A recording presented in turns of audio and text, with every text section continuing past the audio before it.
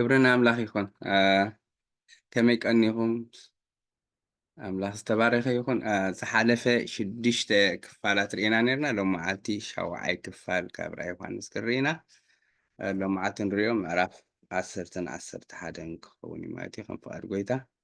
جميل ناس كانوا رديت أملاخ مسانا كون كان تقلينا إجزابي ريبارا هاليلويا مسكب حبات نتقلي إجزابي مسكن أبونا እግዚአብሔር በጎይታ ስም ነመስግነካ ኣለና ከም ዝበለ ግሩም ግዜ ስለ ዝሃብካና ስጋብ ሰዓት ስጋብ ግዜ ዝሙ ብረድኤት ናትካ ኢና ዘለና ብነገር ኩሉ ክትከብር ዝግባእካ ስኻ ስለ ዝኾንካ ተመስገን ዝመጽእ ግዜታትናን እዋናትናን ኩሉ መዓልታትናን ስኻ ትርከውን ብሽም ኢየሱስ ንጽልይ ኣለና እግዚአብሔር ተማሂርና ጥራይ ክንከይዘይኮነ ነቲ ሰማዕናዮ ቃል ከዓ ሚእቲ ኮይኑ ክፈሪ ኣብ ውሽጥና መንፈስ ቅዱስ ኣቢልካ ከዓኒ ነፍሲ ወከፍና ኣብርሆት ክትበና ብሽም ኢየሱስ ይጽልይ ኣለኹ ኣብ ዘበን እዚ እግዚአብሔር ኣብ ዝቀይናን እዋን እግዚአብሔር ብጽድቂ ብቅድስና ንዓኻ እንዳኽበርና ስጋብ ሰዓት መጽእ ከምኡ ተሓሊና ክንነብር ክትረዳእና ብሽም ኢየሱስ ይጽልይ ኣለኹ እግዚአብሔር ኣምላኸ ንስኻ ዓብ ኣምላኽኻ እሞ ብነገር ኩሉ ክብሪ ክትወስድ ዝግባእካ ስኻ ስለ ዝኾንካ ተመስገን بيسوع ياسم آمين እግዚአብሔር ይመስገን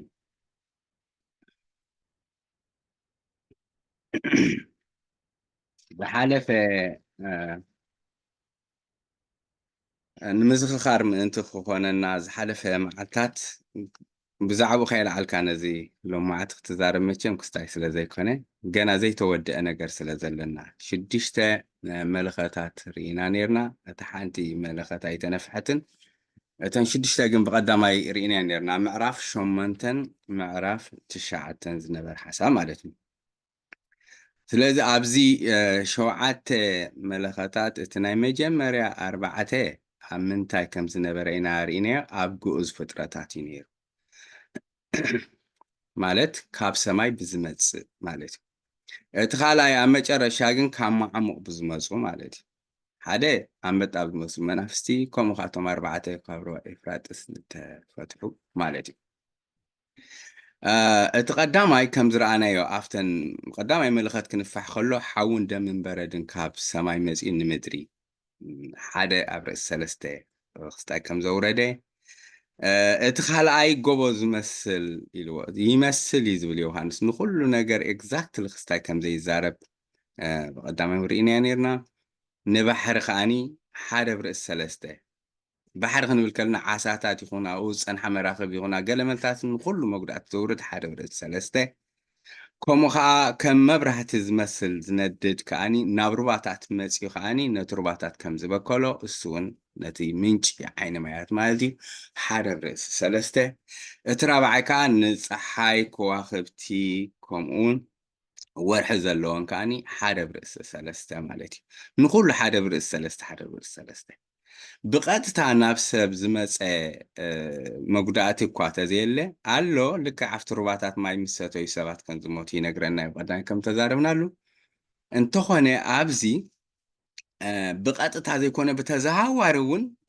ኩሎም ንዓና ክስታይ ይገብሩና እዮም እቲ ምድሪ ከተፍርዮ ዝግባኣላ ምድሪ ብምሉእ ብበረድን ብደምን ገለን ዝበሎ መጉዳእቲ ብተዘዋዋሪ ንሰብ እዩ ከምኡ ባሕሪ እንተተበኪሉ እቲ ኣብኡ ዘለዉ ተፈጥሮ እንተመይቶም ካብኡ ንምገቦ ዝነበርና ወይ እውን ኣብኡ ንረኽቦ ነበርና ሰርቪስ ናይ መርከባት ኩሉ እንታይ ይኸውን ኣሎ ሓደ ብርእሲ ሰለስተ ይጎድል ኣሎ ማለት እዩ እቲ ምንጭ ዓይኒ ማያት ከዓ ሓደ ብርእሲ ሰለስተ እንታይ ከም ዝኾነ ከም ዝተበከለ ርኢነ እዚ እውን ሰባት ብዙሓት ከም ዝሞቱ በዓል ፀሓይ ወርሕን ከዋኽብትን ከምኡ ኢልና ነርና ን24 ሰዓት ሓደ ብርእሲ ሰለስተ ቀኒስካሉ 8 ክኸውን ገሊኣቶም ከዓ ክፍፋል ናይቲ ፀሓይ እምበር ናይ ሲዝን ናይ ግዜ ሰዓታት ኣይኮነ ዝብለው ብዝኾነ ክንሕዞ ንኽእልና ግን ሓደ ብርእሲ ሰለስተ ኣገልግሎት እንታይ ከም ዝኾነ ከም ዝቆመ ኢና ርኢና ነርና እዚ ኣብቶም ኣርባዕተ መለኸት ምስተነፍሐ ማለት እዩ ብድሕሪ ዘለዉ ግን እቲ ሓምሻይ መለኸት ሻድሻይ መለኸት ሻውዓይ መለኸት ክንፋሕ ከሎ ግን ሰለስተ ወዮ ኢልና ነርና ሰለስተ ወዮ እሱ ከዓኒ ናብ ደቂ ሰባት ብዝወርዱ መዓፅዕቲ ምዃኖም ከዓ ርኢና ነርና ኣብቲ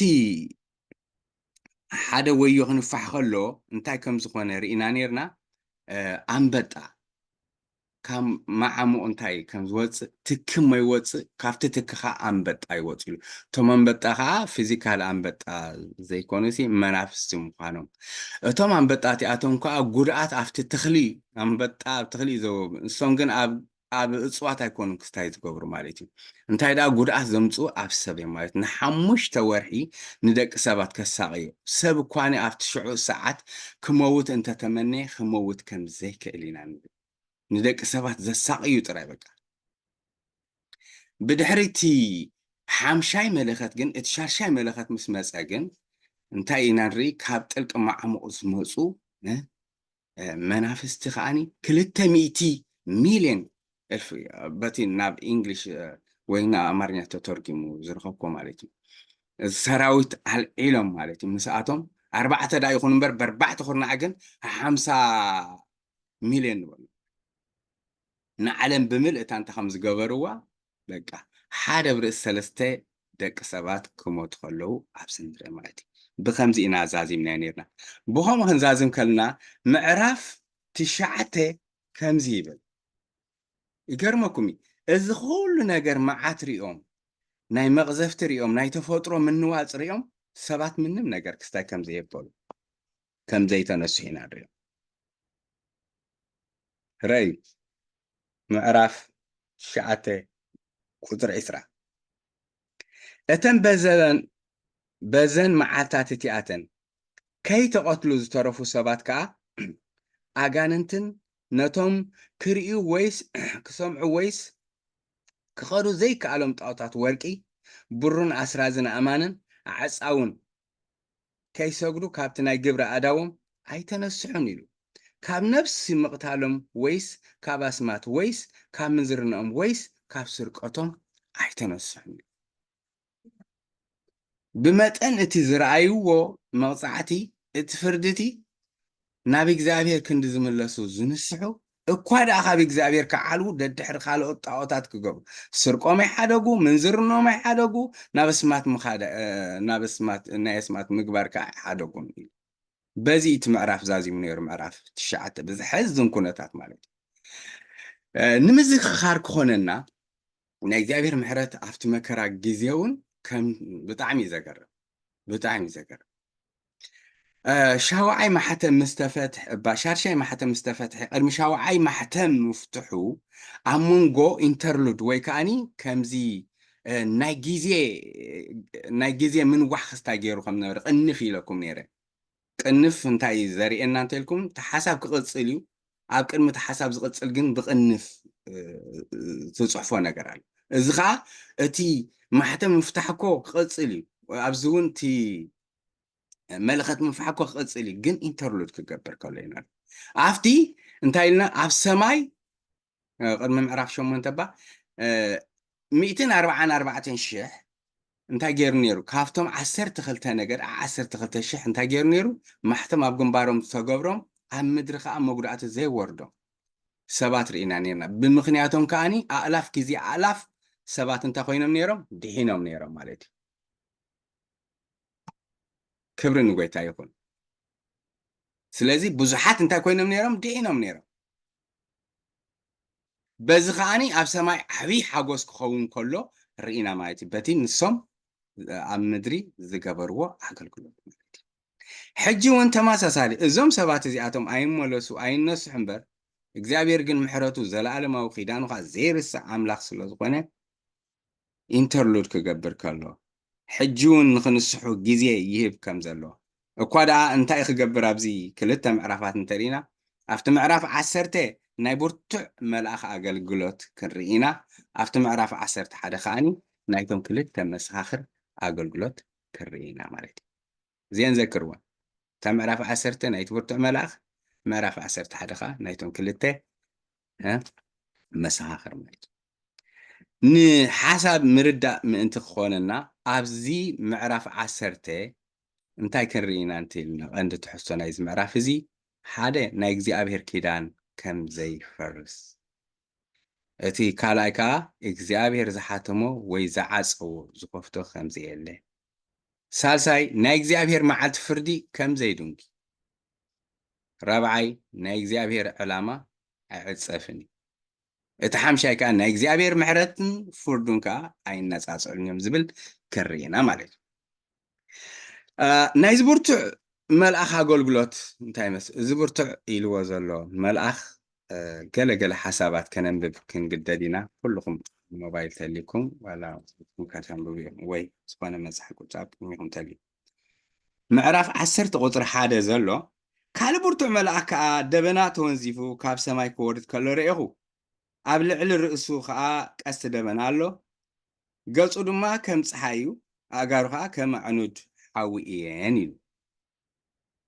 ካልእ ብርቱዕ መልኣኽ ኢልዎ ኣሎ ሕጂ እቲ ካልእ ዝብሎ ዘሎ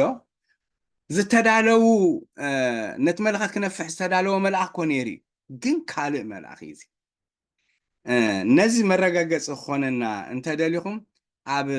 ራእይ ዮሃንስ 5:2 ንኸይድ እሞ ከምዚ ይብል ሓደ ብርቱዕ መልኣኽ ድማ ነዚ መፅሓፍ እዚ ክግንፅሎ ኢሉ ብርቱዕ መልኣኽ ኢልዎ ኣሎ እዚ 5:2 ኣብ 8:3 ከዓኒ ከምዚ ይብል ካልእ መልኣኽ መፀ እሞ ፅንሃ ወርቂ ሒዙ ኣብቲ መሰውእ ደው በለ ይብል ካልእ መልኣኽ ሓደ መልኣኽ ነቲ ማሕተም ክነፍሕ ክስታይ ዝነበረ ተሪፉ እዚ ካልእ መልኣኽ እዩ ኣብ መንጎ ካልእ መልኣኽ እዩ ከምቲ ብቀዳማይ ዝረኣናዮ ማለት እዩ ፅንሃ ወርቂ ሒዙ ነቲ መሰውእ ሒዙ ነይሩ እዚ ከዓ ካልእ መልኣኽ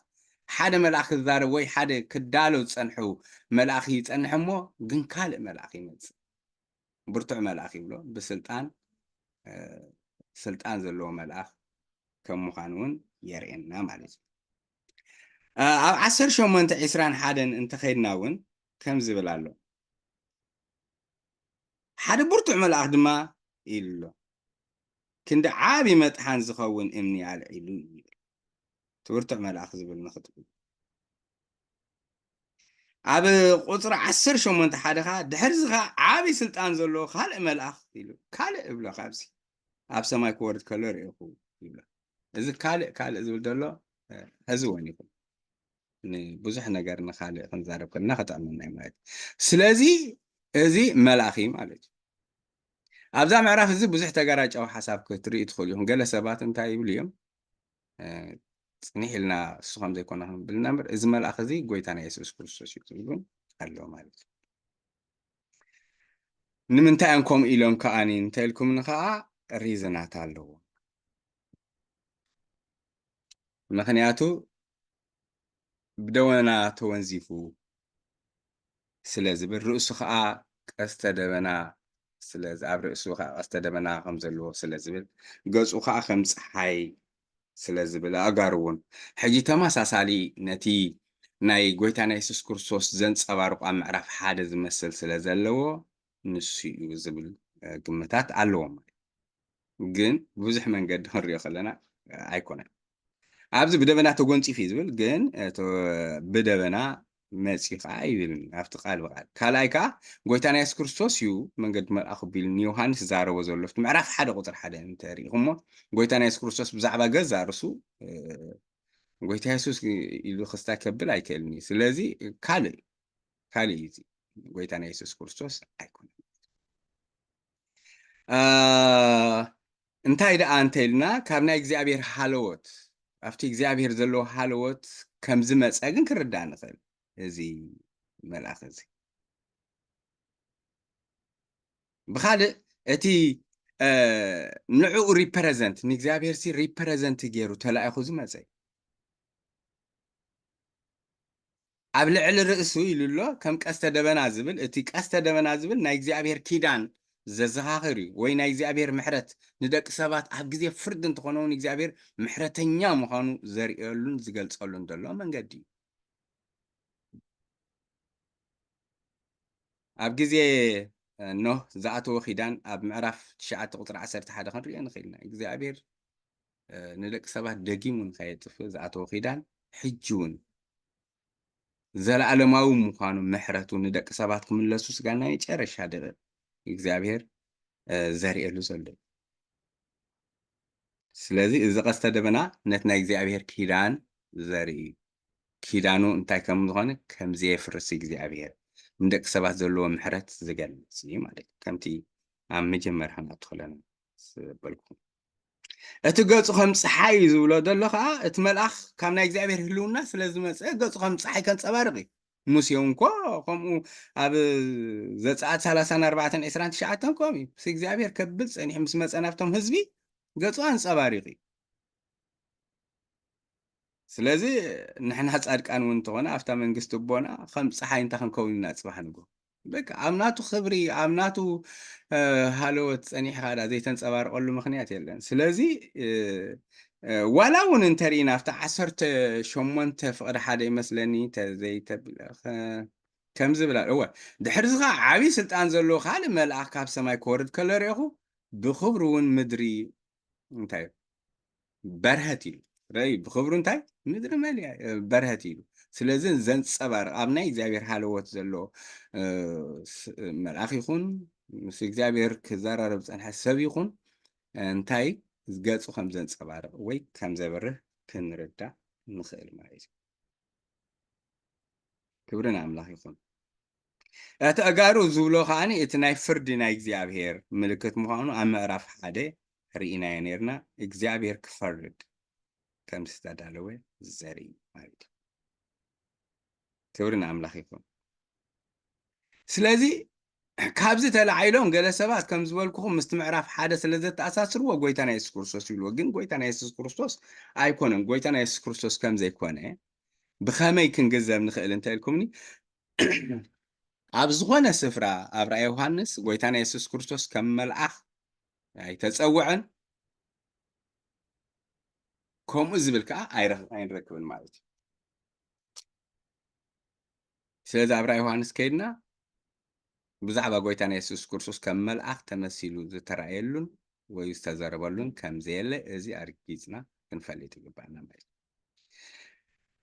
ካልእ ነጥቢ ከዓ የሱስ ክርስቶስ ኣብ ምድሪ ኣብ ዝመፀሉ ማለት የሱስ ክርስቶስ ናብ ምድሪ መዓስ ክመፅእ እንተኢልና ኣብቲ 7 ዓመት መከራ ምስ ተወድአ እዩ እቲ ዳግም ምጽኣቱ ልክዕ እንተሪእና ብኣንበላይ ፈረስ ምዕራፍ 19 ክንሪኦ ንኽእል ኣብ መንጎ ኣይመፅእን ኣብ ግዜ መከራ ጎይታና የሱስ ክርስቶስ ኣይመፅእን ወላ ሓንቲ ብዛዕባ እዚ ነገር ዝነግረና ከዓ ጥቕስታት ኣብ ካልእ ክንረክብ ኣይንኽእልን ኢና እንታይ ደኣ እተን 7 ዓመታት ምስ ተወድኣ ጎይታና የሱስ ክርስቶስ ግን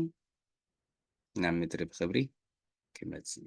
ሽዑ ከዓ 1000 ዓመት ኣብ ምድሪ ክነግስ እዩ ንሕና ምስኡ ማለት እዩ እግዚኣብሔር ይመስገን ስለዚ ጎይታና የሱስ ክርስቶስ ኣብ መንጎ ዝመፀሉ ምክንያት ዋላ ሓደ የለን እንተሪእና ካልእ ከዓኒ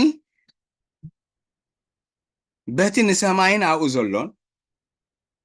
ንምድርን ኣብኡ ዘሎን ንባሕርን ኣብኡ ዘሎን ዝፈጠረ እግዚኣብሔር ኣምላኽ ህያው ኮይኑ ዝነብር መሓለ ይብለና ረዩ እዚኣ ሓንቲ ካብቲ ነዚ ሓሳብ ተብርህ እያ ጎይታና የሱስ ክርስቶስ ሰማይ ዝፈጠረ ምድሪ ዝገበረ ባሕሪ እውን ዝገበረ እዩ ንሰለስተ እዩ ዝብሎ ዘሎ ሰማይን ኣብኡ ዘሎን ምድርን ኣብኡ ዘሎን ባሕርን ኣብኡ ዘሎን ኩሉ ዝፈጠረ ብእግዚኣብሔር ኣምላኽ ምሂሉ ጎይታና የሱስ ክርስቶስ ማዕረ ስልጣን እዩ ዘሎ ብእግዚኣብሔር ኣምላኽ ኣይምሕድን ስለዚ ካልእ መልኣኽ ምዃኑ በዚ የርእየና ኣሎ ማለት ስለዚ ጎይታና የሱስ ክርስቶስ ፈጣሪ ስለ ዝኾነ ብኣምላኽ ምሓል ኣየድልየን እዩ እቲ መልኣኽ ግን የማነ ኢዱ ሒዙ ናብ ላዕሊ ናብ ዝፋን ኣምላኽ አንቃዕሪሩ እንታይ ክገብር ከሎ ክምሕል ከሎ ንርኢ ማለት እዩ ከምዚ ቃል ዝኣቱ ሰብ የማነ ኢዱ ኣልዒሉ ኣብ ዝኾነ ክስታይ እንተሪእና በቃ የማነ ኢዱ ኣልዒሉ ንላዕሊ ብእግዚኣብሔር ኣምላኽ ምሕል ኣለኹ ንኽብል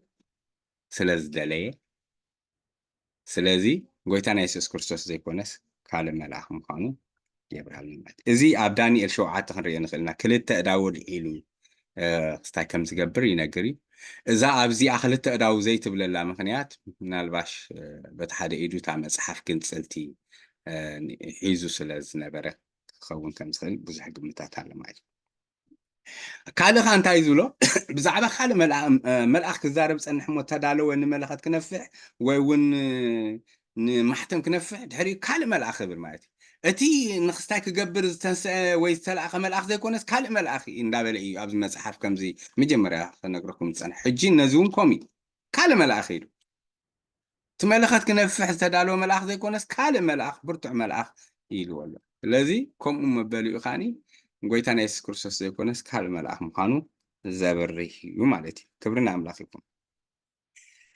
ኣብ 10 ቁፅሪ 1 ኢና ዝኩሉ ክንዛረብ ፀኒሕና ማለት እዩ። ኣብ 10 ቁፅሪ 2 ከዓ ኣብ ኢዱ ከዓ ሓንቲ ንእሽቶ ግንፅልቲ መፅሓፍ ኣላቶ። እታ የማነይቲ እግሩ ከዓ ኣብ ባሕሪ ረጊፅ ኣላ፣ እታ ፀጋመይቲ እግሩ ከዓ ኣብ ምድሪ ረጊፃ። መፅሓፍ ሒዙ ኣሎ ረዩ። እታ የማነይቲ እግሩ ኣብ ባሕሪ፣ እታ ፀጋመይቲ እግሩ ከዓ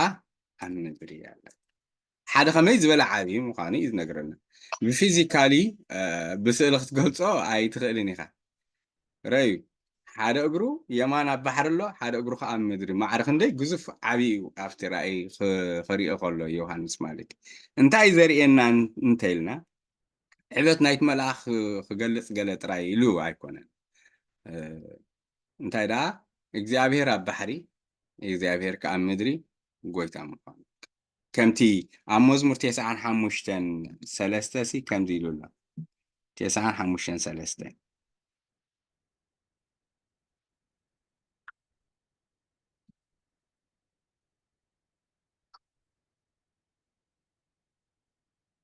እግዚኣብሔር ዓብ ኣምላኺ ኣብ ልዕሊ ኩሎም ኣማልክቲ ድማ ዓብ ንጉስ እዩ እሞ ማዕሙቕ ምድሪ ኣብ ኢዱ እዩ፣ ምብራኽ ኣኽራን ከዓ ናቱ እዩ፣ ባሕሪ ናቱ እዩ፣ ንሱ ፈጠሮ፣ ንንቑፅ ምድሪ እውን ኣዳው ገበሮ እንዳበለ ይዛረብ። ባሕሪ ናቱ እዩ፣ ምድሪ ናቱ እዩ። ስለዚ እግዚኣብሔር ኣብ ባሕሪ፣ እግዚኣብሔር ኣብ ምድሪ፣ ኣብ ልዕሊ ኩሉ በዓል ስልጣን እዩ ዝብል ዘሎ ማለት እዩ።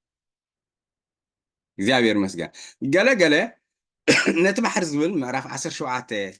እዚ ባሕሪ ከዓ ህዝብታት ኢሉ ከም መሲልዎ ዘሎ ነቲ ምድሪ ክብል ከሎ ከዓ ንእስራኤል ስለ ዘብል ኣብ ህዝብታት ይኹን ኣብ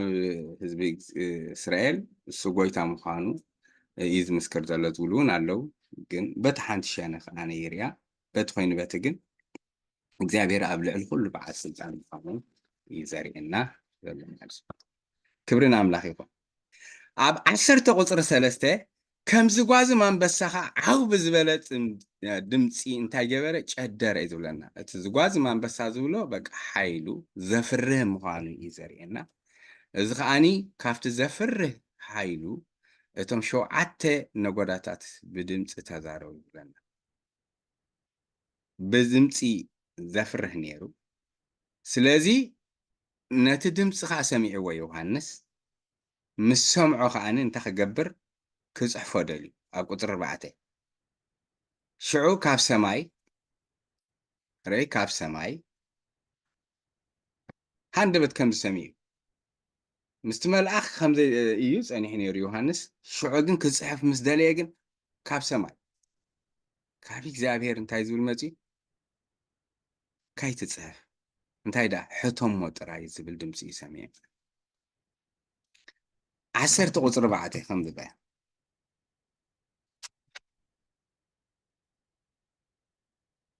እቶም 7 ነጎዳታት ምስ ተዛረቡ ኣነ ከፅሕፍ ደለኹ ካብ ሰማይ እውን ነቲ እቶም 7 ነጎዳታት እተዛረብዎ ሕተም ኣይትፅሓፎ ዝብል ድምፂ ሰምዑ።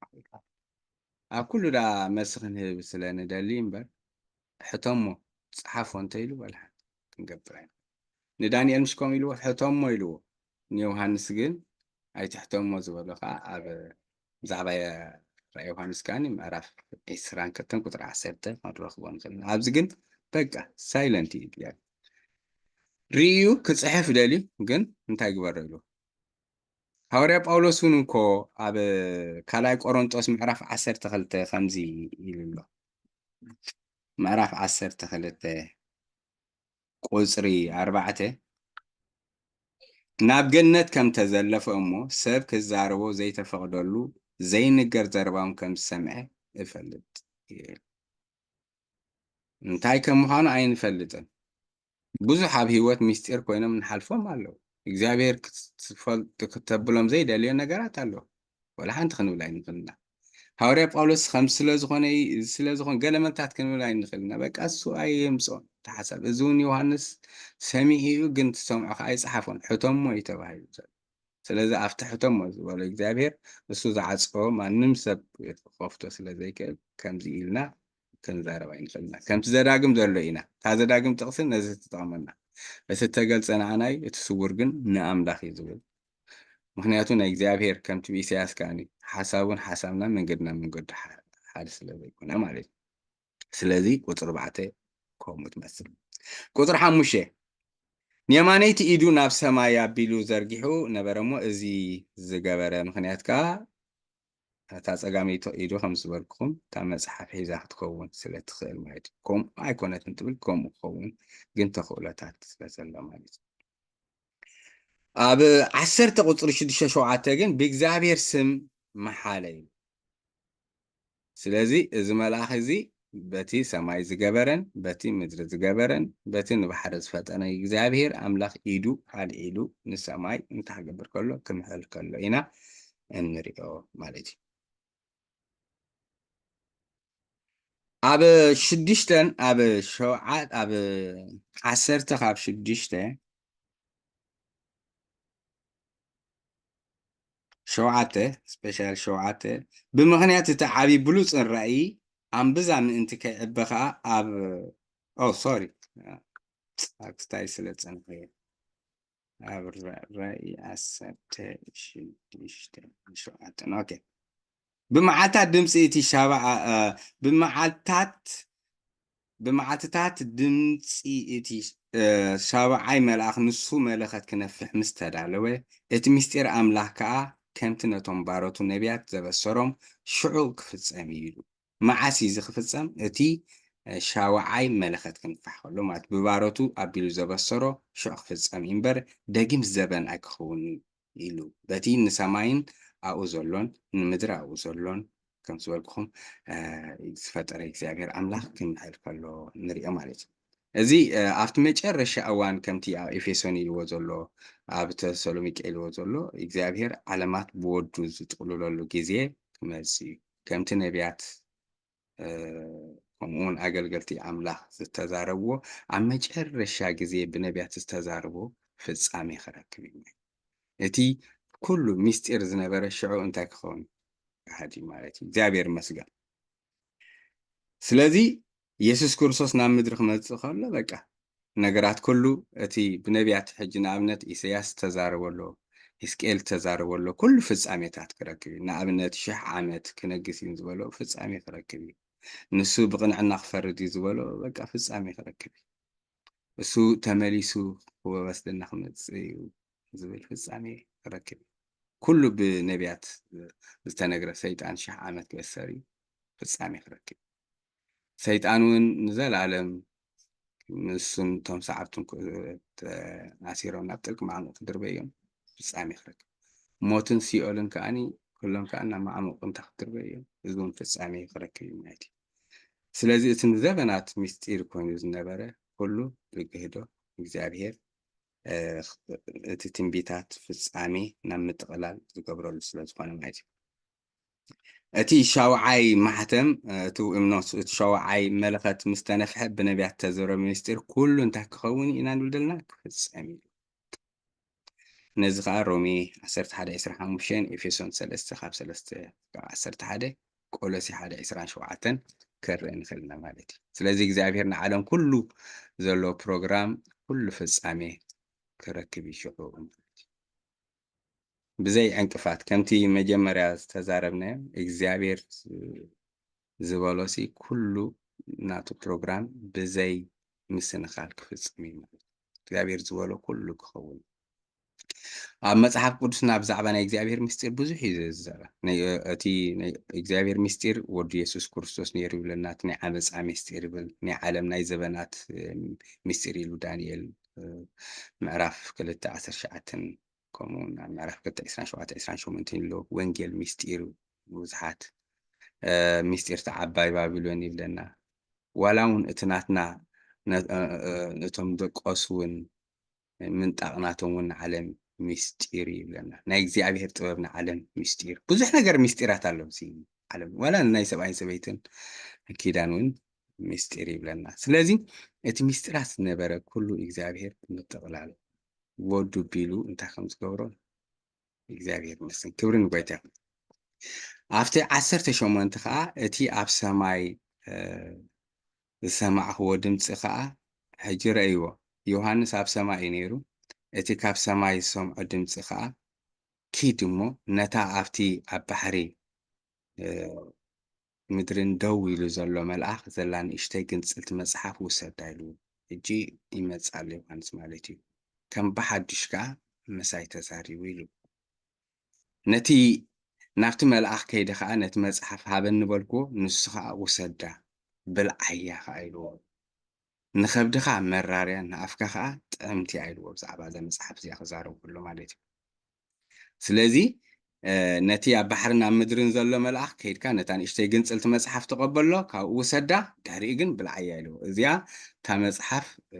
ናይ እግዚኣብሔር ቃል ምክንያቱ እዚ ሕጂ ራእይ ተጻሒፉ ነንብቦ ዘለና ወይ ንምህሮ ዘለና ሲ በቃ ስለ ዝበልዖ ጥራይ ነዚ ከም ክስታይ ዝኾነና መጽሓፍ ቅዱስና ከም ሕዝቅኤል ኣሎ ኣብነት ምዕራፍ 3 ማለት እዩ ነዛ ጠቕልልቲ መጽሓፍ እዚኣ ብልዓያ ኢልዎ ሕዝቅኤል ከነንብባ ትንቢት ሕዝቅኤል ከም ዝብል ኣሎ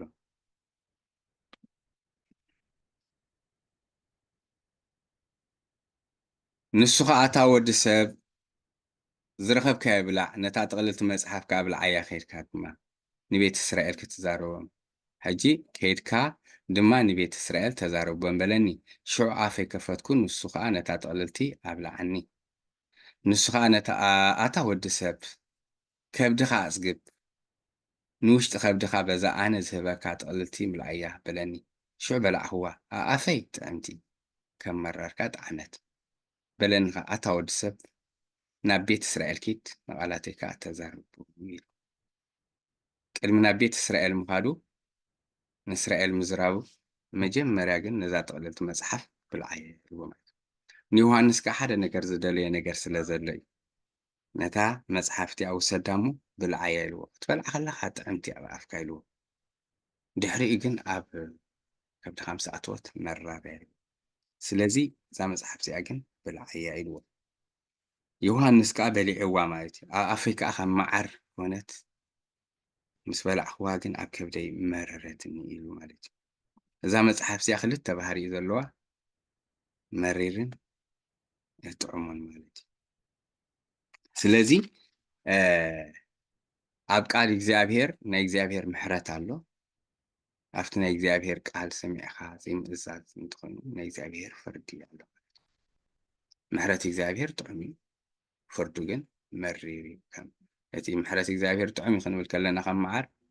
እቲ ፍርዲ እግዚኣብሔር ከዓኒ መሪር ከም ዕረ ማለት እዩ ንሰባት ካብ ሓጢኣቶም ክምለሱ ምስ እግዚኣብሔር ሕብረት ክገብሩ እዚ ክንዛረቦም ከለና ሰሚዖም ከዓ ክምለሱ ከለዉ ጥዑም ከም መዓር ማለት እዩ ነቲ ቃል ዝተነገረ ኣይንኣምንን እምቢ እንተኢሎም ግን እግዚኣብሔር ዘምጽኦ መዓት ኣብ ልዕሊኦም ከቢድ ፍርዲ ስለ ዝኾነ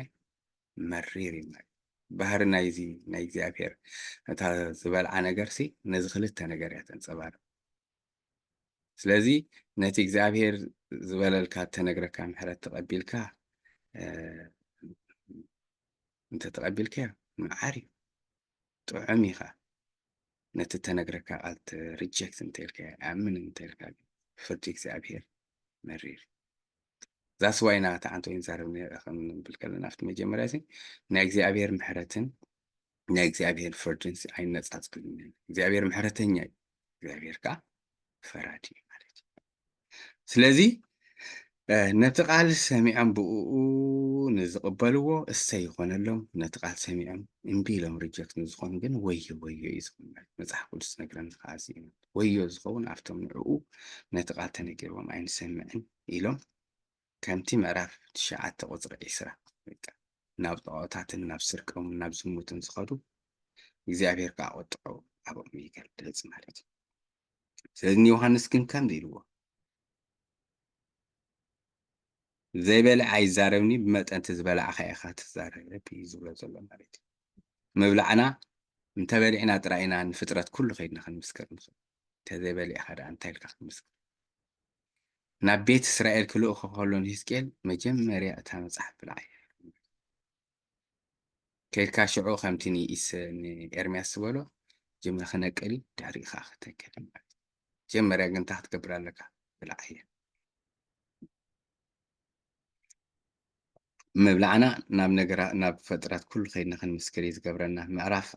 عسرت حدا تاريخمو كان بحدش قبل البزحات حسابيلو عب هزابيلو عب هزبتاتيلو عب قانقاتات عب نكستات كتنبه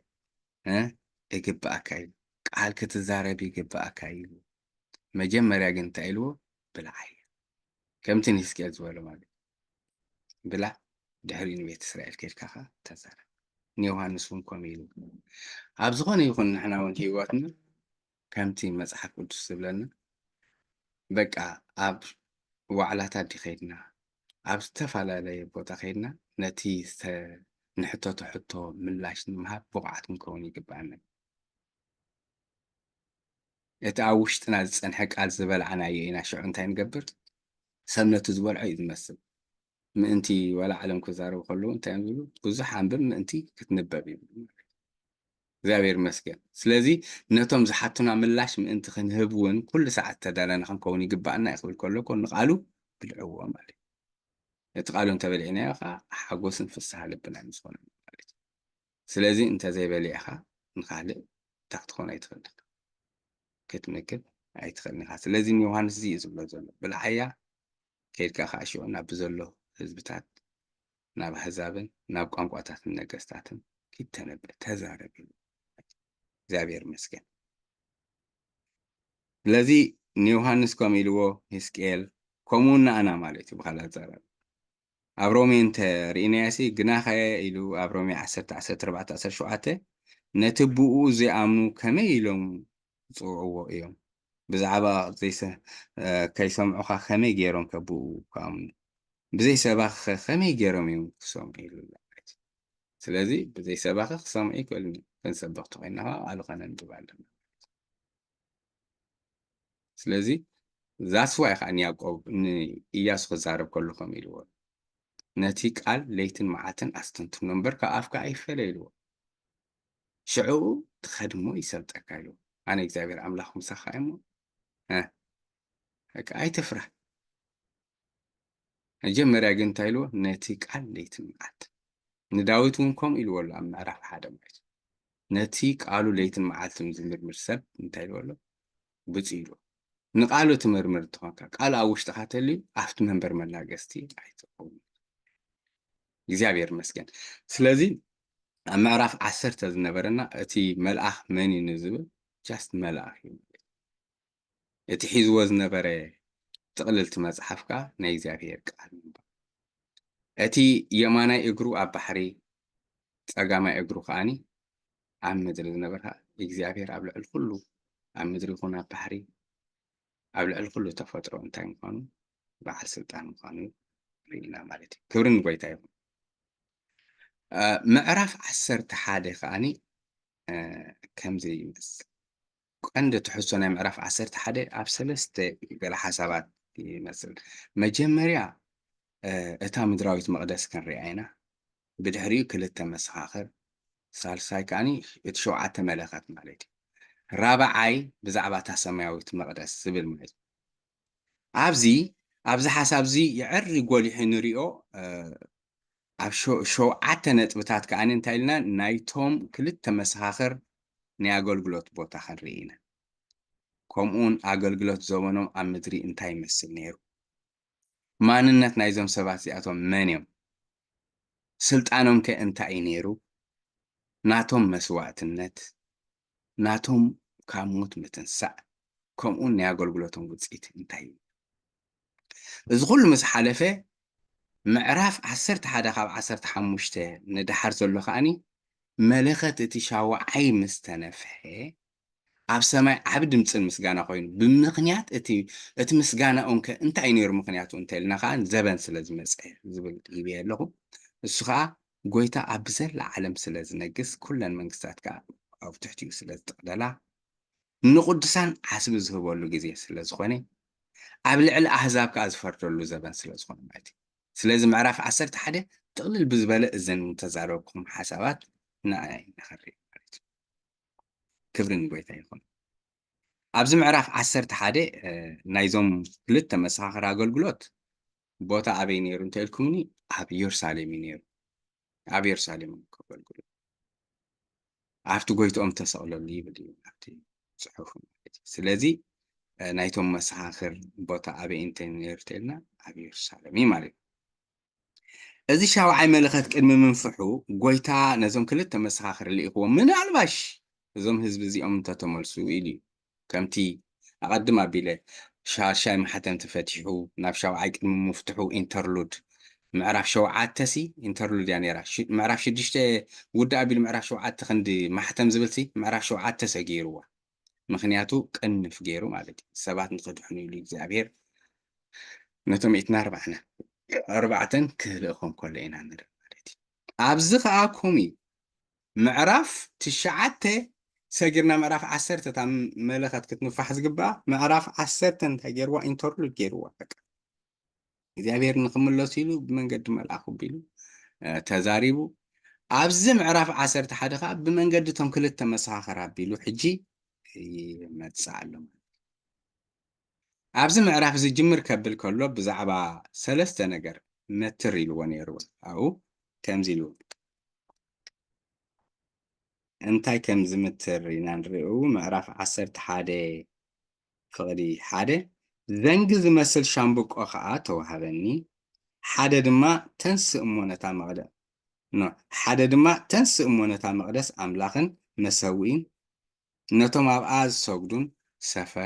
ስፈር በለኒ ኢሉ። ኣብዚ እንታይ ኢና ንርኢ? 3 ነገር። ሓደ ነታ መቕደስ ኣምላኽ፣ ካልኣይ ነቲ መሰዊ፣ ሳልሳይ ከዓ ነቶም ኣብኡ ዘለው ዘምልኹ ሰባት እንታይ ገበሮም ኢልዎ? ቁፀሮም ኢልዎ። መትራኻ ኢልዎ። ሕጂ ሚትሮ እዩ ሰብ ዝጥቀም። ኣብቲ ሽዑ ግዜ ግን ሻምብቆ ክስታይ ኣለዎ። ብኡ ገይሮም እዮም ዝምትሩ ነይሮም። ኣነ እውን ኣርኪበ ኣለኹ ኣብ ገጠራት ኣብቲ ሻምብቆ ዘሎ ሻምብቆ ዝገብርሉ ቦታ ኣሎ። ኣብ ገሊኡ ከዓ ስላዕ ኣላ ዝተመተረት ብኣ ገይሮም እዮም ክስታይ እናገበሩ ዝምትሩ ማለት እዩ። ስለዚ ንምንታይ እዩ ዘመልክት እዚ ምምታር እንተልኩምኒ ኣብ ብዙሕ ናይ እግዚኣብሔር ቃል እንተሪኢና በዓል ሕዝቅኤል በዓል ዘካርያስ ክምትሩ ከለዉ ዋላ ገለ እንተሪኢኸ ናይ እግዚኣብሔር ዋንነት ወይ ናይ በዓል ቤት ምኳን ናይ ሓደ ነገር እዩ ዘመልክት። ስለዚ እግዚኣብሔር ከዓኒ ኣብዚ መከራ እዋን እንትኾነ እውን ንመቕደሱን ነቲ መሰውእን ነቶም ኣብኡ ዘምልኹን እንታይ በቃ ከም ዝሕልዎም ነዞም 3 ነገርሲ ኣዝዩ ከም ዝጥንቀቐሎም ጨሪሾም ብፀላኢ ብዙሕ ነገር እንዲኦም ብፀላኢ ክድፈሩ ብፀላኢ ክቕተሉ ግን ንዑ ዝኾነ ህዝቢ ከም ዘትርፍ ክስታይ ዘርኢ እዩ ማለት እዩ። እታ ቁፅሪ 1 ማለት እዩ። ስለዚ እቲ ምልካዕ ዝብል ትርጉም በዓል ቤትነት ምዃኑ ዝገልፅ እዩ ማለት እዩ። ካልእ ከዓኒ ናይ እግዚኣብሔር ሓለዋ ኣብ ካልእ ቦታ ከዓ ምልካዕ ብካልእ መንገዲ ዘርእየና ከዓ ናይ እግዚኣብሔር ሓለዋ ኣብ ልዕሊኦም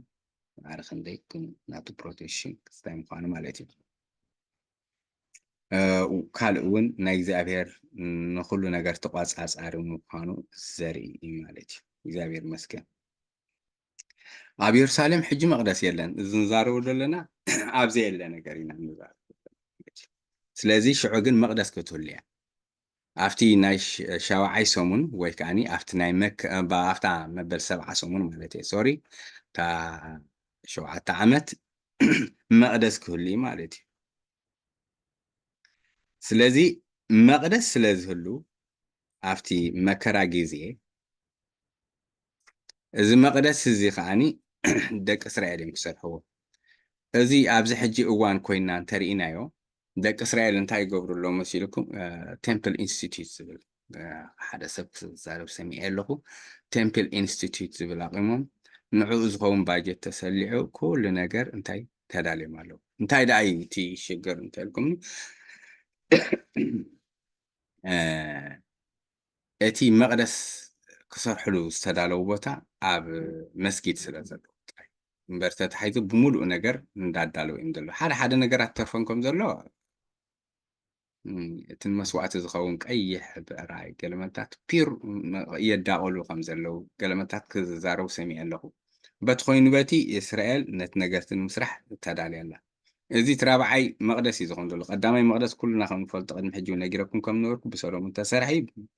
ናቡከደነፆር ከዓ ዝፈረሰ እዩ 538 ቅድሚ ዓመተ ዓለም ማለት እዩ። እቲ ካልኣይ ከዓኒ ኣብ 490 ከዓ ብዘሩባቤል ዝተሰርሐ ወይ አንቲካስ ቴፍኒ ዝበሃል ከዓኒ መፂኡ ነቲ ኣብ ቤት መቕደስ ሓሰማ ሰዊኡ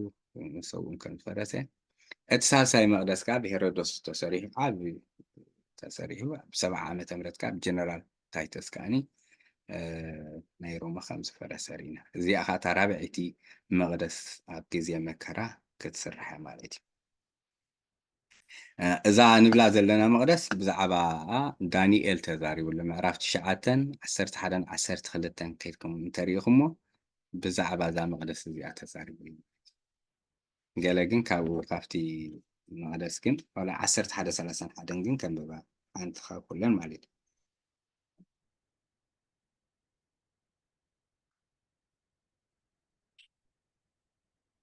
እዩ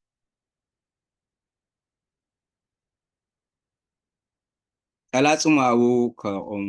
ኦኬ ኣብኡ ከቆሙ ነታ መቕደሱን ነቲ ዓኑድን ከርክሱ ነቲ ናይ ኩሉ መዓልታት መስዋዕቲ ከወግዱ ነቲ ዘጥፍእ ፉንፉን ነገር ከዓ ከቆሙ እዮም ኢሉ ማዕረ ክንደይ ኣብቲ ቤት መቕደስ ክስታይ ከም ዝኸውን እዩ ዝነግረካ ብሕልፊ ዋላ እውን ከምዚ ኢልዎ ኣሎ ካብቲ ናይ ኩሉ መዓልታት መስዋዕቲ እተወግደሉን ጥፍኣት ፍንፉን ነገር ዝቆመሉን ዘመን ጀሚሩ 1260 መዓልቲ ኢሉ ኣሎ እዛ ሲዝን ከዓ እዚኣ ከዓ ክስታይ ዘይገበርኩልኩም እዚኣ ፍርቂ ናይቲ መከራ እዋን እያ ብኸመይ እንተኢልኩምኒ እዞም ክልተ መሰኻኽር ን3 ዓመትን 6 ወርሕን ጥራይ እዮም ዘገልግሉ ኣብቲ ፍርቂ እያ ትኸውን ዘላ ፍርቂ ክንብል ከለና ካብ ምዕራፍ 10 ትሒዝካ እስካብ ምዕራፍ 17 ክትኣቱ ከለካ ናይቲ ፍርቂ ሲዝን ዘሎ ማእኸል ምዃኑ ብዙሓት ይዛረብሉ ንእግሪ መንገድና ክስታይ ክነብል ማለት እዩ ስለዚ እተን 3 ዓመትን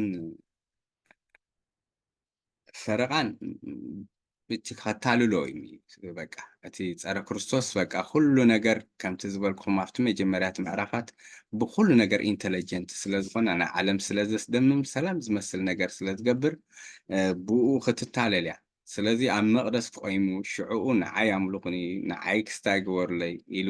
ንደቂ እስራኤል ከሳድድ ምስ ጀመረ ግን ሽዑኡ ከስተብህሉሉ እዮም ከምቲ ዘካርያስ 12 ቁጥሪ 10 ዘሎ ሽዑኡ በቃ ተሓሳዊ መሲሕ ምዃኑ ከስተብህሉ እዮም ልክዕ ከምቲ ንበኽሪ ውሉዶም መይቱ ዝበኺሉ ከምኡ ክበኺ እዮም ክሓዝኒ እዮም ለካ እቲ መፂኡ ዝነበረ መሲሕ ማለት ንሪል ነቲ ክርስቶስ ማለት እዩ ንሱ እዩ ነይሩ ንሕና ኢና ከምዚ ጌርናዮ ኢሎም እቶም ዝወግእዎ ክርእይዎ እዮም ዝበለ ሽዑኡ ክስታይ ክገብሩ እዮም ማለት ክሓዝኒ እዮም እቲ ናይ ጥፍኣት ርክሰት ስጋብ ኣብ መቕደስ ኣምላኽ ዝቕመጥ ንዓይ ኣምልኹኒ ክብሎም እዩ እዚ ከዓ ወላ ሃዋርያ ጳውሎስ መንፈስ ቅዱስ ተገልፀሉ ካልኣይ ተሰሎሜቄ ምዕራፍ 2 ካብ 3 እስካብ 4 ከምኡን ወንጌል ማቴዎስ 24 15 21 ዳንኤል 9:27 ዘካርያስ 12:10 ኣንቢያ ንኽእልና ስለዚ ኣብ ቤት መቕደስ ኣትዮም ምምላኽ ስለዝጅምሩ እቲ ሓሳዊ መሲሕ ከዓ ሽዑኡ ንኣይሁድ ንኣምላኽ ከየምልኹ ክኽልክሎም እዩ በቃ ከሳድዶም እዩ ክቐትሎም እዩ ነገር ግን እግዚኣብሔር እሙን ስለ ዝኾነ ጨሪሾም ንኸይጠፍኡ ክሕልዎም እዩ ከምዚ ተን ሰለስተ ዝበልናየን መቕደሱ መሰዊን ነቶም ህዝብን ዝበልናዮ በቃ ጨሪሾም ንኸይጠፍኡ ፀረ ክርስቶስ ክስታይ ከይገብሮም እግዚኣብሔር ክኽልሎም እዩ ማለት እዩ እግዚኣብሔር ይመስገን እቲ ቤት መቕደስ ውሽጢ ምልክዑ ከም ዝበልኩኹም ናይ እግዚኣብሔር ሃለወት ወይ ናይ እግዚኣብሔር ዋንነት ምዃኑ ዘርኢ ማለት እዩ ካብቲ ቤት መቕደስ ወፃኢ ንዘሎ ግን ንህዛብ ተዋሂቡ ንሳቶም ከዓ ነታ ቅድስቲ ከተማ ን42 ወርሒ ወይ ከዓኒ ን1260 መዓልቲ ክረግፅዋ እዮም ይብል ማለት እዩ 11:3 ከዓ ከምዚ ይብል እዞም ክልተ መሰኻኽር ክልተ ዝኾኑሉ ምክንያት እንታይ እዩ ንዝብል ገለ ነገር ሓሳብ ባይብሊካል ፕሪንሲፕል ብዙሓት ካብ ዝብልዎ ኣነ እውን ተሰማዕኩሉ ክስታይ ክብለልኩም ነገራት ኩሉ ምስክር ብክልተ ወይ ብሰለስተ ይፀንዕ ኢሉ መፅሓፍ ቅዱስ ኩሉ ግዜ ጎይታ እውን ኣብ ብሉይ ኪዳን ይኹን ኣብ ሓዲስ ኪዳን ካብ ዘስተባሃልናሉ ወይ ንሪኦም ነገራት ክስታይ ሸር ክገብረኩም ኣብ ብሉይ ኪዳን ኣገልግሎት ሙሴን ኣሮንን ንርኢ ኢያሱን ካሌብን ከምኡ እውን ኤልያስን ኤልሳዕን ሳሙኤል ምስ ዳዊት ነህምያን ዕዝራን ኣብ ብነቢያት ግዜ ከዓ ኤርምያስን ኢሳያስን ጎይታ የሱስ ክርስቶስ እንትኾኖን ነቶም ደቂ መዛሙርት ክልኦም ከሎ በብክልተ ገይሩ ከም ዝለኣኾም ካልእ እውን መላእኽቲ ክግለጹ ከለዉ እውን ነቲ ህያው ኣብ መንጎ ምዉታት ንምንታይ ትደልዩ ኣለኽን ስተንሲ ኣብዚ የለን ክብሉ ከለዉ ክልተ መላእኽቲ ከም ተራእይወን ከምኡውን ክዓርግ ከሎ ሪኦም ክስታይ ምስ ኮኑኻ ከምቲ ክዓርግ ከሎ ዝረኣኹሞ ከምኡ ከዓ ክምለስ እዩ ኢሎም ዝመስከሩ እውን ክልተ መላእኽቲ ነይሮም ማለት እዩ። ስለዚ እዞም ክልተ ንሪኦሲ በቃ እግዚኣብሔርሲ ኩሉ ግዜ ናቱ ፕሪንሲፕል እዩ። ኣብዚ ከዓኒ ሓደ ዘይኮነ ክልተ ክልእኽ ከሎ ኢና ንሪኦ ዘለና ማለት እዩ። እግዚኣብሔር ብሓደ ክገብሮ ይኽእል ግን ከም ፕሪንሲፕል ጥራይ ኣብዚ ዋላ ምድሪ ዘይኮነሲ በቃ ኣምላኽ እውን ዝተጠቐመሉ እዩ ማለት እዩ። እግዚኣብሔር መስገን። እዞም ክልተ መሰኻኽር ኣብኡ ጥቕሲ 3 እንተሪእና ወጮ ተኸዲኖም እዮም 3 ዓመትን ፈረቓን ዘገልገሉ ማለት እዩ። 3 ዓመትን ፈረቓን ብመዓልትታት ከዓ 1260 መዓልቲ እዮም። እቲ ወጮ መኽደኒኦም በቃ ንፍርዲ እዮም ዝነብሩ ዘለዉ ሰብ ንኽንሳሕ ንኽምለስ እዮም ዝነብሩ ዘለዉ ከምቲ ኣብ ግዜ ነነዌ ዝነበረ ወጮ ተኸዲኖም በቃ ዝሐጉስ ኣይኮነን። ኣብ ግዜ ፍርዲ እዮም ዘለዉ ዓለም መዓት እያ ክትውቃዕ። እቲ ሳልሳይ መለኸት ክንፋሕ እዩ እቲ ሻውዓይ መለኸት ክንፋሕ እዩ እቲ ቅድሚ ሻውዓይ መለኸት ምንፍሑ ዝኸውን ፍርዲ ካብኡ ንኸምልጡ ግን ነዞም ሰባት እዚኣቶም ክነግሩ ወጮ ዝኾነ በቃ ተኸዲኖም እንታይ ክገብሩ ከለዉ ክምስክሩ ከለዉ ንዓለም ከዓ እቲ ወጮ ተኸዲኖም ምምስካሮም ንባዕሉ ርእሲ ሕማም እዩ። በቃ ብዛዕባ ፍርድን ብዛዕባ ናይ ኣምላኽ በቃ መጺኡ መቕጻዕቲ ከምጽኣልኩም እዩ ተተመሊስኩም ጽቡቕ ተዘይተመሊስኩም ዝብል ነገር ኣብ ምድሪ ከዓኒ ነቲ ጸረ ክርስቶስ ይኹን ነቲ ሓሳዊ መንፈስ ኣጨነቕቲ እዮም። ፍርዶምን ንመወዳእታ ዕጮምን እንታይ ምዃኑ ይነግርዎም እዮም ኣጊዶም። ስለ ዝኾነ ከዓኒ እዞም ሰባት እዚኣቶም ወጮ ተኸዲኖም እቲ 3 ዓመትን ፈረቓን የገልግሉ ነይሮም ማለት እዩ። ንማንነቶም ዝምልከት እንተሪእና ኣብ ትንቢት ዘካርያስ ካፍቲ ስታይ ዝብሎ ትንቢት ዘካርያስ ምዕራፍ 1 ቁፅሪ 1 ኣነንብብ ኢና ካብኡ ትሂድና እቲ ዝዛረበኒ ዝነበረ መልኣክ ከዓ ተመሊሱ ከምቲ ሰብ ካብ ድቃሱ ዝበራበር ኣበራበረኒ እንታይ ትርኢ ኣለኻ ድማ በለኒ ኣነ ከዓ በልኩ እንሆ ሓደ ቀዋሚ ቀንዴል ኩለንትንኡ ወርቂ ኣብ ርእሱ ከዓ እንዳ ዘይትን ኣብኡ ከዓ 7 መብራህትን ዘለዎ ርኢ ኣለኹ። ነተን ኣብ ርእሱ ዘለዋ መብራህትታት ከዓ 7 ሻምብቆ ኣለወን። ኣብ ጥቕኡ ድማ 2 ኣውሊዕ ኣለዋ። እታ ሓንቲ ኣብ የማን እቲ እንዳ ዘይቲ ከዓ እታ ሓንቲ እውን ኣብ ፀጋም እየን። እቲ ዝዛረበኒ ዝነበረ መልኣክ ድማ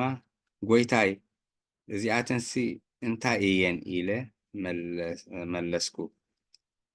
እቲ ዝዛረበኒ ዝነበረ መልኣክ ከዓ እዚኣተን እንታይ ምዃኑ እንዳይትፈልጥ ኢንካ ኢሉ መለሰለይ። ኣነ ድማ እንታይን ኣይፋልን በልኩ ይብል። እዚ ክልተ ክስታይ ከምዚ ዳብል ፉልፊልመንት ማለት እዩ። ከምዚ ክልተ ሓደ ብዛዕባ እንታይ ዝዛረብ ዘሎ እንተልኩም ብዛዕባ ኣብቲ ዘሩባቤል ኢያሱን እዩ ዝዛረብ ዘሎ ኣብቲ ሽዑ ግዜ መቕደስ ዝሰርሕሉ ዘሎ እዋን ግን ኣብኡ ሓሊፉ ከዓኒ ንራእየ ዮሃንስ ይዛረብ ዘሎ ብካልእ ኣዘራርባ ፍጻሜ ናይቲ ትንቢት እውን ኣብዚ ይረክብ ኣሎ ማለት እዩ። ከምቲ ሓንቲ ወይ ዝበልናዮ ነቢያት ብተዛረብዎ ኩሉ ፍጻሜ ምጥቕላል ዝረክበሉ እዋን ስለ ዝኾነ ማለት እዩ። እንታይ የመሳስሎን ቃል ብቃሉ ነትኡ ዘሎን ኣብዚ ደግሞ እንተኢልና ብመንፈሰይ እምበር ብሓይልን ክእለትን ኣይኮነን ኢሉ ኣሎ። ኣንታ ዘሩባቤል ከምኡ ኢሎ ምሽ ኣተዓብኸረን ኣብ ቅድሚ ዘሩባቤል ገልገል ክትኸውን ሓይል እዚኣቶም ከዓ ብመንፈስ ዘገልግሉ እዮም። ከም መብራህቲ ኮይኖም ከም ቀንዴል ኣብቲ ህዝቢ ዝግለጽ እዮም። ከም ዘይት ኮይኖም ከዓ ብመንፈስ ቅዱስ ሓይሊ ከዓኒ ዘገልግሉ እዮም ማለት ኣገልግሎቶም ውፅኢታዊ ብሓይሊ ብተኣምራት ከም ዝኸውን ከዓ ንርኢ ማለት እዩ። እግዚአብሔር መስገን። ስለዚ እቲ ብትንቢት ኣብ ትንቢት ዘካርያስ ተዘርበ ከምኡውን ነቲ ሽዑኡ እዋን እውን መንፈስ ኣምላኽ ተመሪሖም ዘገልግሉ በዓል ዘሩባቤል እግዚኣብሔር ነቲ መቕደስ ንክሰርሑ ዓቕምን ሓይልን ዝሃቦም እዞም ሰባት እዚኣቶም ንኸገልግሉ ከዓ እግዚኣብሔር ዓቕምን ሓይልን ከም ዝቦም ብመንፈሱ ተመሪሖም ከዓ ነገራት ኩሉ ከም ዝገብርዎ ዘርእየና እዩ ማለት እዩ። እግዚኣብሔር ይመስገን። ናይዞም ክልተ መሳኽር እንታይ ነይሩ ስልጣኖም እንተኢልና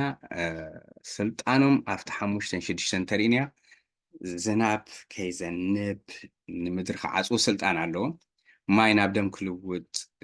ከዓ ስልጣን ኣለዎም። ኣብ ምድሪ ዝደለይዎ መጠን መዓትን መቕዘፍትን ከምፅኡ ስልጣን ኣለዎም ማለት እዩ። ኣብ 11:6 እዚኣቶም በተን መዓልታት ትንቢታቶም ዝናብ ምእንቲ ከይዘንብ ንሰማይ ክዓፅዎ ስልጣን ኣለዎም። ናብ ደም ክልውጥዎ ኣብ ልዕሊ ማያት ንምድሪ ዝደለይዎ መጠን ብመዓት ዘበለ ክቐዝፉ ስልጣን ኣለዎም። እዚ ሰለስተ ነገር ስልጣን ኣለዎም። ዛትስ ዋይ ፀረ ክርስቶስ ኣብኦም ምንም ነገር ክገብር ኣይክእልን። ምንም ነገር ክገብር ኣይክእልን። ምክንያቱ ንሶም ሰማያት ክዓፅዎ እንተደልዮም ኣብቲ እዋን እቲ ሰማያት ክዓፅው ይኽእሉ። ንማያት ናብ ደም ክልውጥዎ ተደልዮም ወረ ኣብ ምድሪ ከዓኒ መቕዘፍቲ ከምፁ ይሙት እንታይ ኢሎም ክመውት ይኽእል ይሕመም እንተኢሎም ክሕመም ይኽእል። ስጋብ ክንዲ ስልጣን ተዋሂቦም ማለት እንታይ ኢና ኢልና ነርና ከምቲ ናይ በዓል ዘሩባቤል ብሓይልን ብክእለትን እናቶም ኣይኮን ብመንፈስ ኣምላኽ ካብ ኣምላኽ ዝተላዕለ ዝገብርዎ ዘበለ ኩሉ ስለ ዝኾነ ኣብቲ ቁጥሪ 5 እንተሪእና ሓደ እኳ ክጎድኦም እንተደልየሲ ካብ ኣፎም ካብ ዝወፅእ ማለት ንፀላእቶም ይበልዖም ኢሉ ሓደ እኳ ክጎድኦም እንተደልየ ከዓ ከምኡ ክቕተል ይግበኦ ኢሉ ሓደ ክጎድኦም ኣይክእልን። ከምቲ 144,000 ሓደ ክጎድኦም ዘይክእል ዝነበረ ርእሲ ሕማም ዝኾንዎ ነቲ ፀረ ክርስቶስ እዚኣቶም ከዓኒ ርእሲ ሕማም ከም ውፅኢቱ እንተሪኢኹም ዓለም ብምልእታ በቃ ከምዚ ይብል እዞም ክልተ ነቢያት እዚኦምስ ንምድሪ ብምሉእ ኣሳቂዮም ነይሮም እዮም እሞ እንኳዕ ከም ዝኾኑ ኢሎም ክሕጎሱ ከለዉ ኢና ንርኢ። ኣብ ዳሕራይ ንሪኦ ጥቕሲ ማለት ንዓለም ርእሲ ሕማም ኮይኖም ብዓይኒ ሓቂ ርእሲ ሕማም ዘይኮኑ ኮይኖም ተገሊፆም ግን ንሰባት ካብ ጥፍኣት ንክምለሱ ንክንስሑ ምስ ኣምላኽ ንክዕረቑ እዩ ነይሩ። ተመለሱ ካብቲ ዝመፅእ ቁጣዕ ፍርዲ ኣምልጡ እዩ ነይሩ። ሰባት ግን ነቲ ነገርቲ ስለ ዘይተቐበልዎ ንጎይታ ሪጀክት ስለ ዝበልዎ ነቲ ናቶም ብርሃን ኮይኖም ናብዚ ምድሪ እዚ ምግላፆም ተግባሮም ከዓ ኣብ ፀልማት ስለ ዘሎ ናብ ብርሃን ኣምፂኦም ክገልፅዎም ከለዉ ሓዘኖም ወይ ናቶም ንዴት ክገልፁ ከለዉ ኢና እንርኢ። ስለዚ እዞም ሰባት እዚኣቶም መን እዮም ንዝብል ኣብ ክልተ እዩ ዝኽፈል ሰብ ብዛዕባ እዚ ነገር እዚ እቲ ኤልያስ ዝብል ዋላ ሓንቲ ጠራጣሪ ነገር የብሉ። ሙሴ ግን እግዚኣብሔር ሞይቱ ስለ ዝነበረ በታ ሮሜ ዘላ ሓሳብ ሞት ድሕሪኡ ፍርዲ ስለትብል ኣብ ኣብ ዕብራውያን 9 ሄኖክ ክኸውን ይኽእል እዩ ዝብሉ ኣለዉ ማለት እዩ። በቲ ናይ መፅሓፍ ቅዱስ ምስተን ጥቕስታት ቃል ብቃል እናተሓሒዝካ እንተሪእናየን ግን ብዘፀአት 7:20 ዘሎ ወይ ዘፀአት 9:13 ሙሴ ንክልተ ነገር ሓደ መቕዘፍቲ ከምፅእ ከሎ ካልኣይ ከዓ ደም ናብ ማይ ክልወጥ ከሎ መንገዱን ንርኢ ማለት እዩ። ስለዚ ብዙሓት ዝሰማምዕሉ ከዓኒ ሙሴን ኤልያስን እዮም ኢሎም ይዛረቡ እዮም። ነዚ ከም መደገፍታ ከዓኒ ኣብ መንጌል ማቴዎስ ምዕራፍ 17 ዘሎ እንታይ ይብሉ ኣብቲ ከረን ጎይታና ኢየሱስ ክርስቶስ ክፅሊ ከሎ ካብ ተገለፁ ክልተ ሰባት ኤልያስን ሙሴን ነይሮም። ስለዚ እዚ ነገር እውን ንሳቶም ክኾኑ እዮም ዝብል ግምታት ኣሎ ማለት እዩ። ስለዚ ናትኩም ግምት እውን ኣለኩም ንዓኹም ይሓድጎ ናይ ብዙሓት ግምት ግን ኣብዘን ክልተ እዚአን ይኸፋል ማለት እዩ። ናይዞም ክልተ መሰኻኽር ሰማዕትነት እንታይ ነይሩ እንተኢልና 11:7-10 እጂ ክሞት እዮም ተዓንተወይ ምንም ስልጣን ንክሞቱ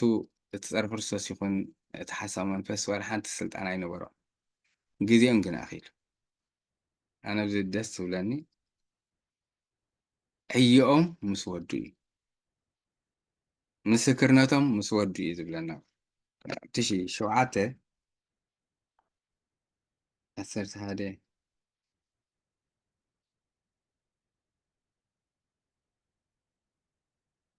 ምስክርነቶም ምስ ፈጸሙ ከዓ እቲ ካብ ማዓሞቕ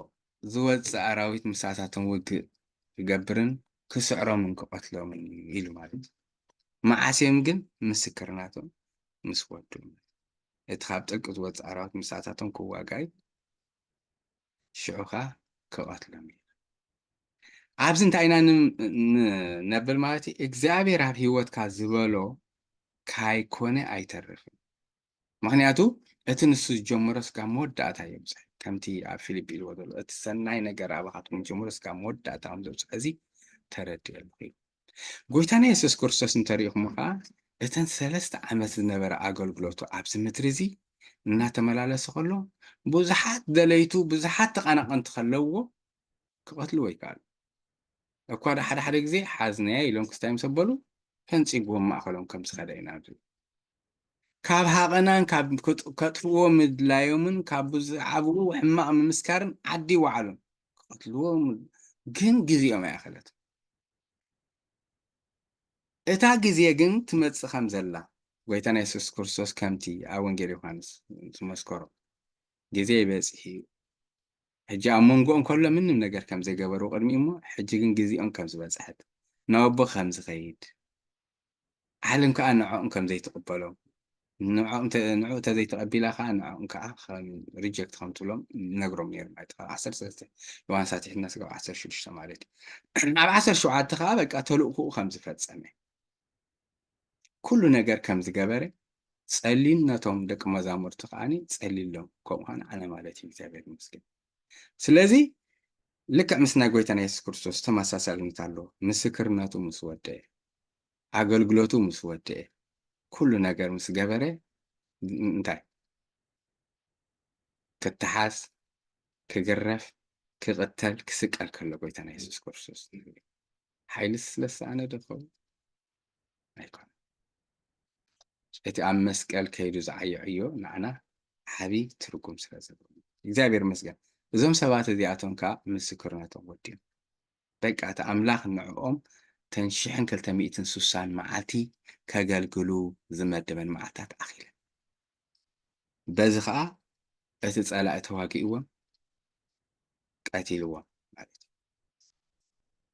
ዝመፅሉ ተልእኾም ዝፈጸሙ ተቐቲሎም ማለት እዩ እግዚአብሔር ዝሃበና ዕዮ ወይ ኣሳይመንት ካይተፈጸመ ግን ኣብ ሂወትና ጸላኢ ዝኾነ ነገር ክገብር እንተደለየ እኳ ምንም ነገር ከም ዘይገብር ግን እዚ ኣርጊፅና ክንፈልጥ ይግባእ ንዓኻ ክሰርሕ ከጥፊ ኢሉ ተሰርሓ ፅዋር ኣይክጥቅም ይምሽል ዝስራሕ ከሎ እግዚአብሔር ምሳና ካብ ኮነ ክቃወሙና ይኽእሉ እዮም ኣብ ልዕልና ክትንስኡ ይኽእሉ እዮም እዚ ኢኻ እዚ ኢሎም ክኸስና ይኽእሉ እዮም ካብቲ ኣብ ፍቅሪ ክርስቶስ ዘለና ክፈሊና ፍጹም ኣይከኣልን ምክንያቱም እቲ ንሕና ዝተሓንፀፀልና ሕንፃፅ ናይ መጨረሻኡ ከየብፅሕና እግዚአብሔር ኣብ ልዕልና ዝተወሰነ ውሳኔታት ኩሉ ክቕይሮ ከሎ ኣብ ሂወትና ይረአና ኢና ስለዚ እግዚአብሔር ከምኡ ምኳኑ እዩ ዘርእየና እግዚአብሔር ይመስገን ስለዚ ነዞም ሰባት እዚኣቶም ዓለም ብምልእታ ጸሊኣቶም እያ ናቶም ሞት ኩሉ ሰብ ይተመኒ ኣብቲ 300 ዓመትን ፈርዓን ክቐትልዎም ዘይከኣሉ ስለዘይከኣሉ ኣብ ማእኸሎም ኮይኖም እምበር ተሓቢኦም ኣየገልገሉ ብስውር ኮይኖም ኣይኮኑ ነገር ብርዮ ፍርድኻ እዚ ዝፅበየካ ደሎ እዚ እንዳበሉ ነቲ ፀረ ክርስቶስ ነቲ ሓሳብ መንፈስን ነዞም ሰባት ከዓ ክምለሱን ይነግርዎ ነይሮም እንተኾነ ግዚኦም ምስ ኣኸለ ግን ብሰማዕትነት እግዚአብሔር ይመስገን ክቐተሉ ከለዉ ንርኢ ማለት እዩ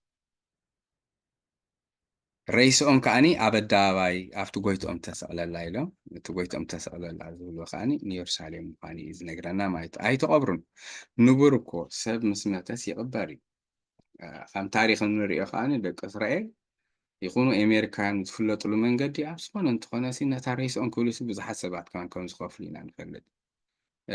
ብክብሪኦም ረይሳ ዝንከባኸቡ በቲ ክስታይ እንተሪእና ኣብ ሽዑ ግዜ ግን ናይዞም ሰባት ረይሳ ግን በቃ ክድርበ እዩ أفتي الدابا كستحضروا يعني أي كبرني كل حزب عالم كأخريمي أفتي شعو جزي خونك تنبيتاو حفظي كلمة توسنة شحات عامتات كتير خلها كبير مثلا بس حجي أوان جر أيوة كله ترى أقول له زل أوان عالم كم كشة أبزقنا تلو كريوين عالم ملوك قبل كلاسي أفتي شعو جزي خونك كم مالتي اختبلت غير حجي جن عالم ملوك تريلو كابزن لعز الرا أقول له جزيهم كله سلازغ جن كريوه خودي كريوين سلسته معتن فرقانك كريوين سبع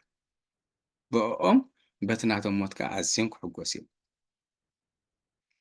إذن كلت نبيات زياتهم نتوم عم مدرز نبرو يسعوا من رمي أمه نتوم عم مدرز نبرو بقتاتهم يحجوسوا بحون يبلمين نحد حدهم كعيل له وهبتي وحابي الصمس لازم موتسي عب يرسالم زنبره حزب ترايكون عب بزل عالم دل حزبي وهبتي اللاوت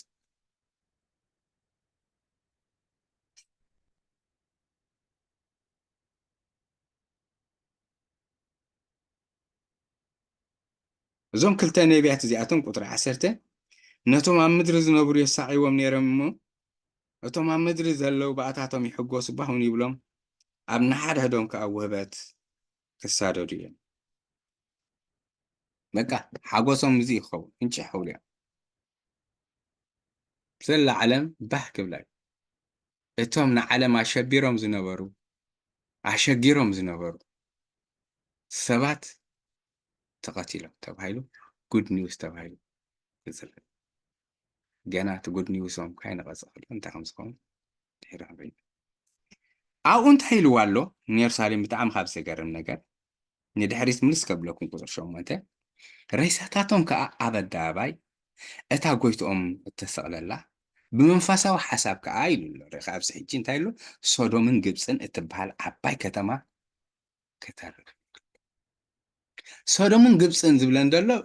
ግብፂ ካልእ ሃገር እዩ ሶዶም ከዓ ግን እግዚኣብሔር እንታይ ክዛረብ ስለ ዝደለየ እንተኢልኩምኒ ኣብዚ እቲ ጥቕሲ ምእንቲ ግዜ ከየንውሓልኩም ወላ ሓንቲ ከም ዝበልኩም እዩ እዚ ሶዶም ዝብሎ ዘሎ ናይ ሞራል ብልሽት እቲ ናይ ሓጢኣት ተግባር ልክዕ ከምኡ ይገብሩ ስለ ዘለዉ ርኢ ከተብላ ከለኻ ንኢየሩሳሌም ሲ ሶዶም ትመስል እዩ ዝብላ ዘሎ ግብፂ ማለቱ ከዓ ኣይሁድ ናይ ባርነት ኣብ ባርነት ዝነበሩሉ ግዜ ኣብ ግብፂ እዮም ነይሮም ናብ ኢየሩሳሌም ተመሊሶም ክነሶም ግን እቲ ናይ ሓጢኣት ተግባሮም ልክዕ ንኽፍኣት ባሮት ስለ ዝኾኑ እንታይ ዳ ናብ ግብፂ ዘምልስት ኣለኩም ማለት እዩ እቲ ተግባር ሞራሎም ኩሉ ከም ናይ ሶዶም ኣብ ትሕቲ ሓጢኣት ምቑራኖም ከዓ ልክዕ ንግብፂ መሲልዎም ረይዎ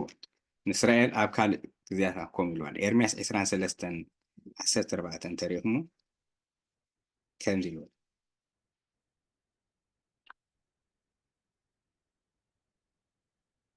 ኣብ ነቢያት ኢየሩሳሌም ከዓ ዘሰክሕ ርኢኹ የመንዝሩ ብሓሶት ይመላለሱ ሓደ እኳ ካብ እከያ ይምለስን ኢዱ እቶም እኩያት የጽንዑ ኣለዉ ኩላቶም ከም ሶዶም ኢሉ እቶም ኣብኣ ዝነብሩ ድማ ከም ጎሞራ ኮኑ ኢሉ ከም ሶዶም ኢልዎ እቲ ዘንጸባርቕዎ እቲ ዝገብርዎ እቲ ህይወቶም ዝግለጽ ዘሎ ተግባራት ኩሉ ሶዶም ኢሳያስ ኣብ ኢሳያስ ከዓኒ ኣብ ኢሳያስ ከዓኒ ከምዚ ኢሉ እዩ ኣቱም ሓላቑ ሶዶም ቃል እግዚኣብሔር ስምዑ ኣታ ህዝቢ ጎሞራ ንሕጊ ኣምላኽና ስምዑ ስለዚ እቲ ተግባራቶም እቲ ናይ ሞራል ልቀት ብልሽውነት ክፍኣቶም ኣብዚ ሕጂ ግዜ እንተሪኢኹሞ እቲ ናይ ሶዶም እቲ ዋላቲ ተመሳሳሊ ፆታ ናይ ክስታይ ኣብ ኢየሩሳሌም ኣብ ቴል ኣቢብ ብዙሕ ግዜ ይውዕሉ እዮም ከምኡ ማዕርኽ እንተይ እቲ ፀረ ክርስቶስ ነዚ ነገር እቲ መንፈስ ይዓይ ከም ዘሎ እዩ ዘርእየካ ብጣዕሚ ብጣዕሚ ከም ቅድስቲ ሃገር ተባሂላ ኣብ ዓለም ብዙሕ ሰብ ናብኣ ይበፅሕ እቲ ክፉእ ተግባራት ከዓ ኣብኣ ሰዓሪሩ ትሪኦም እቲ ኣብ መጨረሻ ዝኸውን ከዓ መፅሓፍ ቅዱስ ኣቐዲሙ ይነግረና ንምንታይ ከምዚ ዝኸውን ዘሎ ካይንብል ምእንቲ መጨረሻ ዝግለጽ ተግባራት ዳሕራይ እንታይ ክትመስል እያ ኢየሩሳሌም ኣቐዲሙ መልክዓ ኣርእየና ናይቶም ክልተ መሰኻኽር ሽዑ 3 መዓልቲ ደሞም ገና ኸይነቐጸ ከሎ ሃንደበት ከምዚ ይኸውን ማለት እዩ 3 መዓልትን ፈረቓን ምስ ኮነ መንፈስ ህይወት ካብ ኣምላኽ ተዋሂብዎም ኡፍ ኢሉሎም ማለት እዩ ብኣጋሮም ከዓ ቆይሙ እግዚአብሔር ይመስገን ነቶም ዝጠመትዎም ከዓ ብርቱዕ ፍርሃት ኮነ ኢሉ ገና ኒውስ እንዳተሰርሐ ከሎ ዓለም ህያቦም ንገሊእ ሰብሲ ህያቡ ካይበፅሖ ከሎ ንበሎ ኣብ ገዲኡ ቀልጢፉ ናይ ትራንስፖርት ክስታይ ተዘይቢሉ ብቁልጡፍ ክስታይ ተዘይተቢሉ ካብዝን ኦኮልሃማ ዝተደድካዮ ነገር 3 መዓልቲ በቃ ከምዚኣ ዘይደልካ ኣለኹ ናይ ኮንግራጁሌሽን ገለመታት ገለ ኢሉ ገና ካይወድእ ከሎ እቲ ሰብ ገና ካይወፅእ ሓቶስ ባዲ ምስ ንዕኦ እቶም ዝሞቱ ደኣ ተንሲኦም ተባሂሉ ኣብ ሙሉእ ዓለም ክረአ እዩ ዓለም ሓጎሳ ካይወድአት ከላ ናብ ሓዘን ክትኣትያ ማለት እዩ ነቶም ዝጠመትዎም ሽዑኡ ብርቱዕ እንታይ ክኾኑ ፍርሓት ክኾኑ ዋ ዝመተ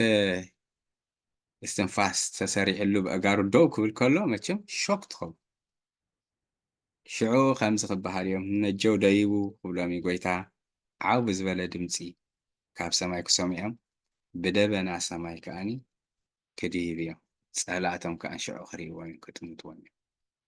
ዓይኖም እንዳረኣየት ዓለም ብምልእታ እንዳረኣየት ናብ ሰማይ ክዓርግ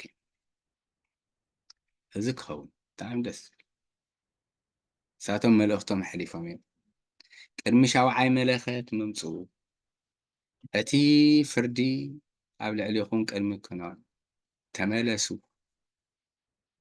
ክብል እዮም ሰባት ግን ነዚ ሰሚዖም ተመልሶ ምለስ እዮም ተዘይሰምዑ ግን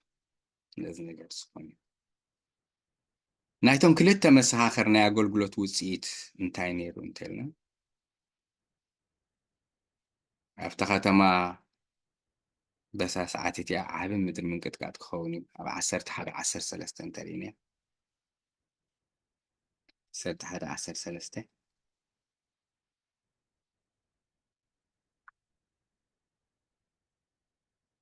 በታ ሰዓት እቲኣ ብርቱዕ ምንቅጥቃጥ ምድሪ ኮነ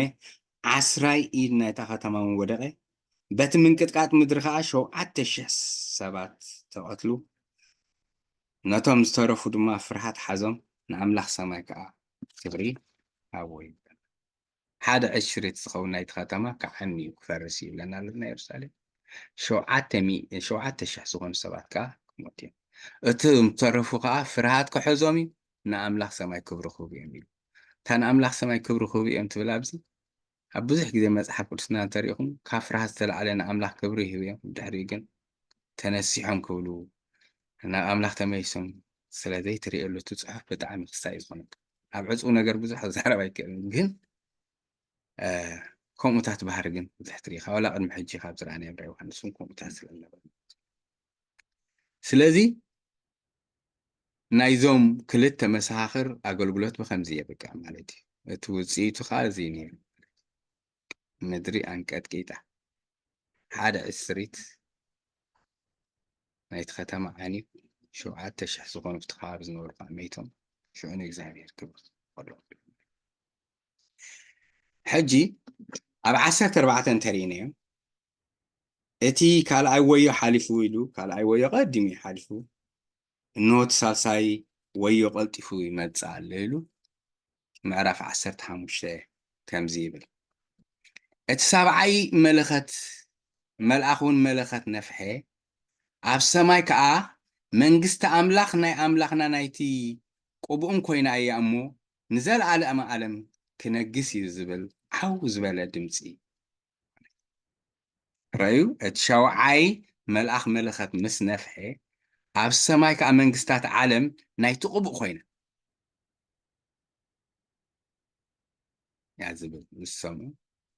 ዓው ዝበለ ድምፂታት ሕጂ እቲ ድምፅታት ዝብል ሕዝሉ ድምፅታት ኣብ ተሰምዐ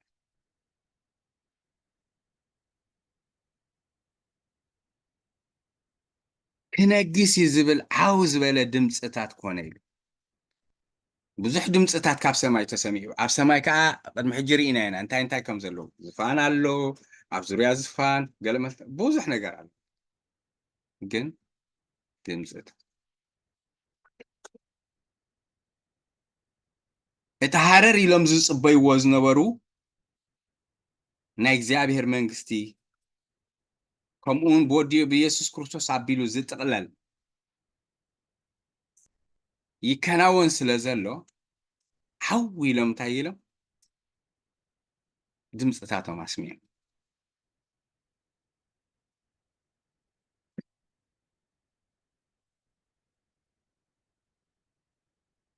ኣብ ምዕራፍ 8 ትዝክሩ እንትኾንኩም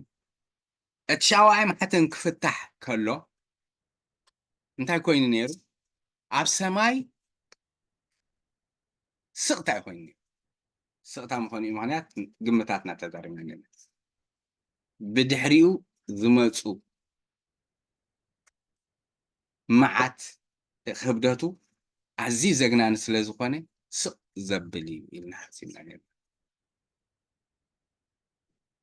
ኣብዚ ግን በንጻር እዩ ኣብ ሰማይ ብዙሕ ድምፂ ምስኡ ከዓ ምስጋና ነጊሱ ነገስታት ዓለማት ኩለን ናብኡ ክጥቅለል ኣሎ ኢሎም ዓው ብዝበለ ድምፂ ከስምዑ ከለዉ ብዙሓት ሰራዊት ሰማይ ማለት እዩ መንግስቲ ዓለም ናይ ኣምላኽና ናይቲ ቅቡእ ኮይኑ እሙን ዘለዓለም ዓለም ክነግስ እዩ ዝብል ዓው ዝበለ ድምፅታት ኮነ እቶም ኣብ ቅድሚ ኣምላኽ ዝፋውንቶም ተቐሚጦም ዘሎ 24 ሽማግለታት ከዓ ኩሉ ግዜ ዝዝክርዎም ይኹን እዚኦም እዞም 24 ሽማግለታት ኣብ ምዕራፍ 5 ኣብ ብዙሕ ምዕራፋት ማለት እዩ ምዕራፍ 4 እንተሪእኹም ነቲ ውኡ ዝበልዎ ኣብዚ ክደግምዎ ከለዉ ኢና ድማ ዘለኻ ዝነበርካን ኩሉ ትኽእል ኣምላኽ እግዚኣብሔር ኣምላኽ ነቲ ዓብዪ ስልጣንካ ስለ ዝወሰድካዮ ይዎ ስለ ዝወሰድካዮ ስለ ዝነገስካን ኢሉ ኣሎ የመስግነካ ነጊስካ ኢኻ ኢሉ ገና ንዘይበፅሕናይ እዋን ይርኢኹም ተራእዩ ኦልሬዲ ነጊስካ ስለ ዝነገስካ ኢሎም የመስግንዎ ኣሎ እቲ ድምፂ ምስ ሰምዑ እዞም 24 ሽማግለታት ከዓ በቃ ንስኻ ኣታ ዝነበርካን ዘለኻን ኩሉ ትኽእል ኣምላኽ ዓብዪ በዓል ስልጣን ስለ ዝወሰድካዮ ስለ ዝነገስካ ነመስግነካ እናበሉ ፍግም ኢሎም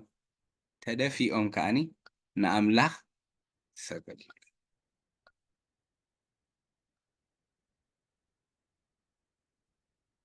እዚ መልኸት እዚ ምስ ተነፍሐ ኣብ ሰማይ ዓበ ሓጎስ ይኮይኑ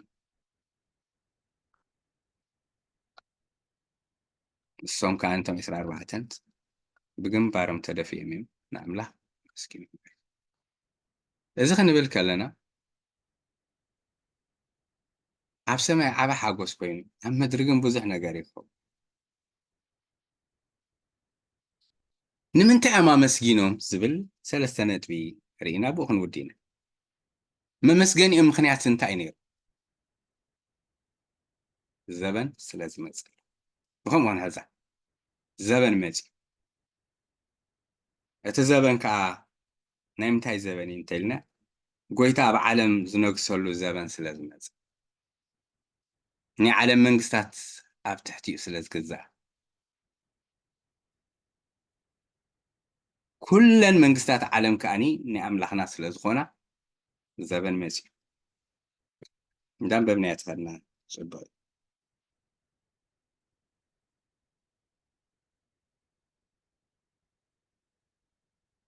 ቁጥር 15 ከም ኢልዋ መንግስቲ ዓለም ናይ ኣምላኽና ናይቲ ቅቡእ ኮይኑ እሞ ዘለማ ዓለም ክነግስ እዩ ስለዚ እቲ ቀዳማይ መመስገኒኦም ምክንያት ጎይታ ኣብዛ ዓለም ዝነግሰሉ ዘበን ስለ ዝመፀ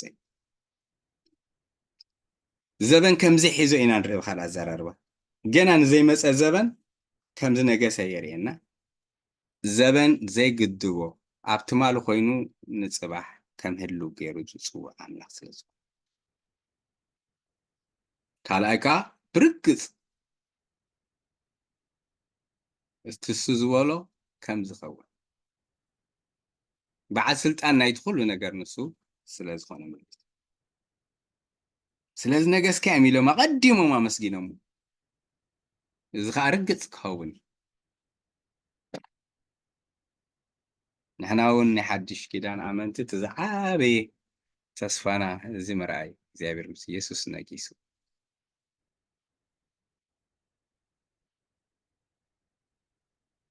ነቢ ኮይኑ ገልጊሉ እዩ፣ ካህን ኮይኑ ገልጊሉ እዩ፣ ኣብ ልብና ነጊሱ ኣሎ ብምልኣት ኣብ ብዘላ ዓለም ግን ክነግስ እዩ ጎይታ። ክብሪ ንጎይታ ይኹን። ስለዚ ጎይታ ብዘላ ዓለም ስለ ዝነግስ ብድሕሪ እቲ ነገስታት ኣይትንስኡን እዮም። ኩሎም ኣብ ትሕቲኡ ክግዙ እዮም፣ ንዘላለም ክነግስ። መንግስቱ ከዓ እንታይ ኢልዋ ኣሎ? መወዳእታ የብሉ። ሽዑኡ ብዙሓት ቤተ እምነት ጽዋዓ ኣይከልዋን እየን ዋላ ብትሽሕ ዓመት ኣብ ዘላ ምድሪ ንእግዚኣብሔር ኣምላኽ ክትፈልጦ እያ። ንዓ ንእግዚኣብሔር ኣምላኽ ፍለጦ ኢሉ ሰብ ሽዑ ኣይምስክር። ብፍትሒ ፍትሒ ዘለዋ መንግስቲ ክትኸውን እያ። ንሱ ዝዳንያ ኣብ ትሕቲኡ ኩሉ ክገዛእ እዩ። ከምቲ ቀዳማይ ዝበልኩም ንሱ ንጉስ ነገስታት ኮይኑ ንሕና ንግስታትን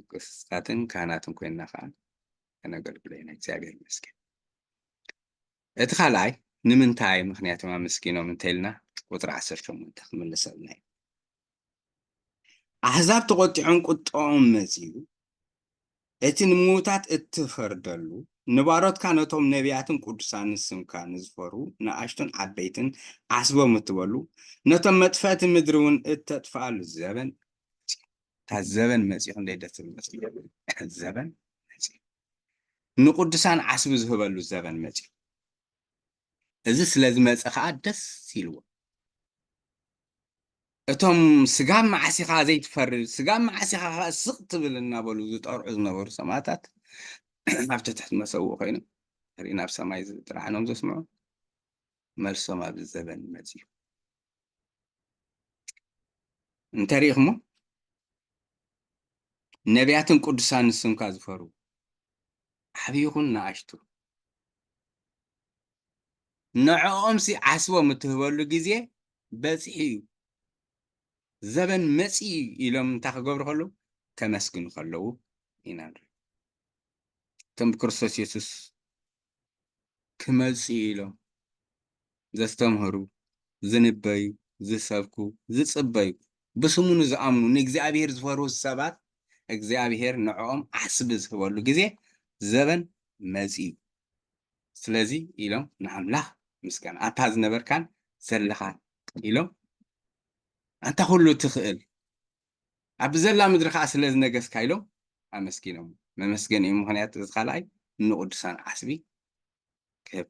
ስለ ዝመጽእ። ሳልሳይ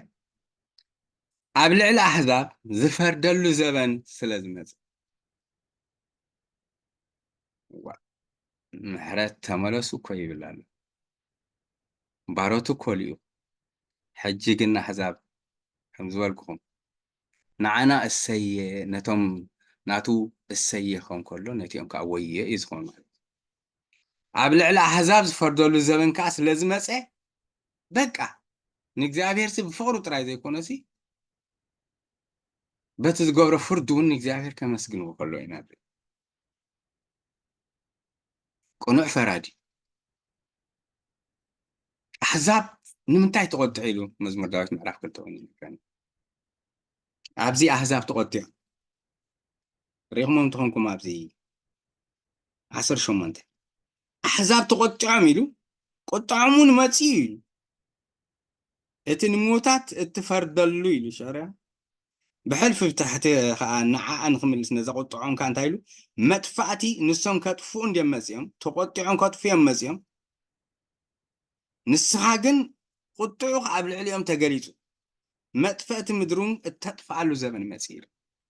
ንሶም ንምድሪ ከጥፉ ኢሎም እዮም ተገሊጾም ቁጥዖም ገሊጾም እሱ ከዓ ብዝበለፀ ቁጥዑኡ ኣብ ልዕሊኦም ክገልጽ ከሎ ከጥፍኦም ከሎ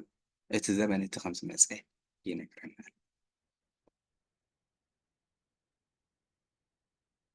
እዘን ሰለስተ እዚአን ኣመስግኑ ጎይታ ብዓለም ዝነግሰሉ ዘበን ስለ ዝመፀ ንቅዱሳን ዓስቢ ዝህበሉ ዘበን ስለ ዝመፀን ኣብ ልዕሊ ኣሕዛብ ዝፈርደሉ ዘበን ስለ ዝመፀ እዚ ኢሉ መወዳእታ ምስቲ 12 ምዕራፍ ክትሓዝያ ግን ቁጥሪ 19 ከምዚ ኢሉ ይውድእ እታ ኣብ ሰማይ ዘላ መቕደስ ኣምላኽ ከዓ ተኸፍተት ኣብታ መቕደስ እውን ታቦት ኪዳን ተረኣየ በርክታትን ድምፅታትን ነጎድታትን ምንቅጥቃጥ ምድርን ዓብዪ በረድን ድማ ኮነ ኢሉ እዚ እንታይ እዩ ዘርእየና እንተልኩም ኣብቲ ሰማይ እዛ መቕደስ እዚኣ ኣምላኽ ተኸፍተት ኢሉ በቲ ናይ ምድራዊ እንተርእይና ከልካል ነገር ነይርዎ እዚ ግን ዝተኸፍተ እዩ ኣብቲ መቕደስ ከዓ ታቦት ኪዳን ተረኣየ እዩ እዚ ናይ እግዚኣብሔር ሓልዋን ህላወን ኣብ ልዕሊ ባሮቱ ምዃኑ እዩ ዘርእየና እግዚኣብሔር ይመስገን ስለዚ ናይ እግዚኣብሔር ሓልዋን ናይ እግዚኣብሔር ህላወን መጀመርያ በታ ምድራዊት መቕደስ ጀሚሩ በዛ ሰማያዊት መቕደስ ኣቢሉ ከዓ ነዚ ምዕራፍ እዚ ዛዚምዎ ኣሎ እግዚኣብሔር ኣብ መንጎ ህዝቡ ከም ዝኸውን 21 ክስታይ ኣንቢበ ከም ክውዳልኩም 21 ቁጥሪ 3 ካብቲ ዝፋን ዓብ ዝበለ ድምፂ እንሆ ድንኳን ኣምላኽ ምስ ንሱን ምሳታቶም ክነብር እዩ ምሳታቶም ከዓ ህዝቡ ክኾኑ እዮም ኣምላኽ ከዓ በዓል ምሳታቶም ኣምላኾም ክኸውን ኣብ መንጎ ጋግ ይበሃል ኣምላኽ ኣብ መንጎ ክኸውን እዩ ስለዚ ከምኡ ስለ ዝኾነ ኢኻ መቕደስ ኣምላኽ ተኸፊቱ እቲ መቕደስ ታቦት ከዓ ኪዳን ተረኣየ ዝብሎ ንስኡ ኣተሓሒዙ እዩ ማለት እግዚኣብሔር መስገን ኣምላኽ ስለ ዝነበረና ግዜ ስሙ ይባረኽ ስለዚ ገለ ሒዝኩም ክትኮኑ ተስፋ ይገብር ኣምላኽ እሙን ገለ ፍንጭን መጀመር እምበር ብዙሕ ዲቴይል ኣቲኹም ነዚ ነገር እዚ ብዙሕ ካብዚ ንላዕሊ ንስኻትኩም ፍሒርኩም ከም ትርድኡን ተስፋ ይገብር እግዚኣብሔር ይባርኽኩም ስለ ዝነበረና ግዜ ንኣምላኽ ነመስግኖ ጸሊና ክንወዲና እግዚአብሔር ይመስገን ሃሌሉያ ሃሌሉያ ኦሪና ኢየሱስ ወዲዮ አምላክ ስዓሊ ስዓንቂ እግዚአብሔር ኢየሱስ ኢየሱስ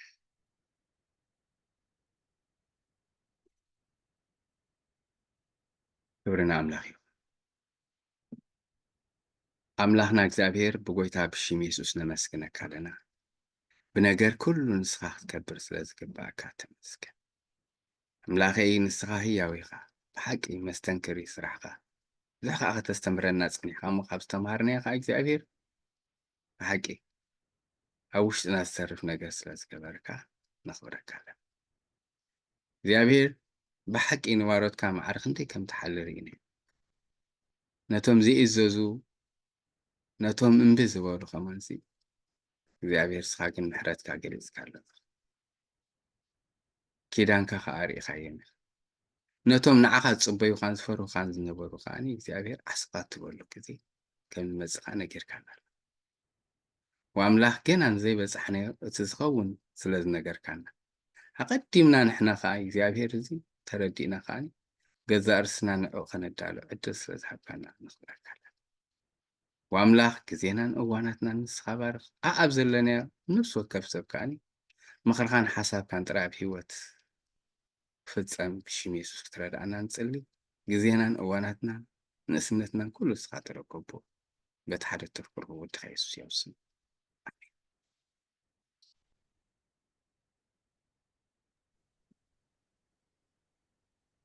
አቤት አቤት አቤት አቤት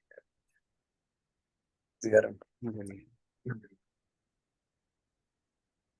እግዚአብሔር ይመስገን ኩላትና ሚትን ቪድዮ ንክፈቶ ረዚ ሓውና መርሓና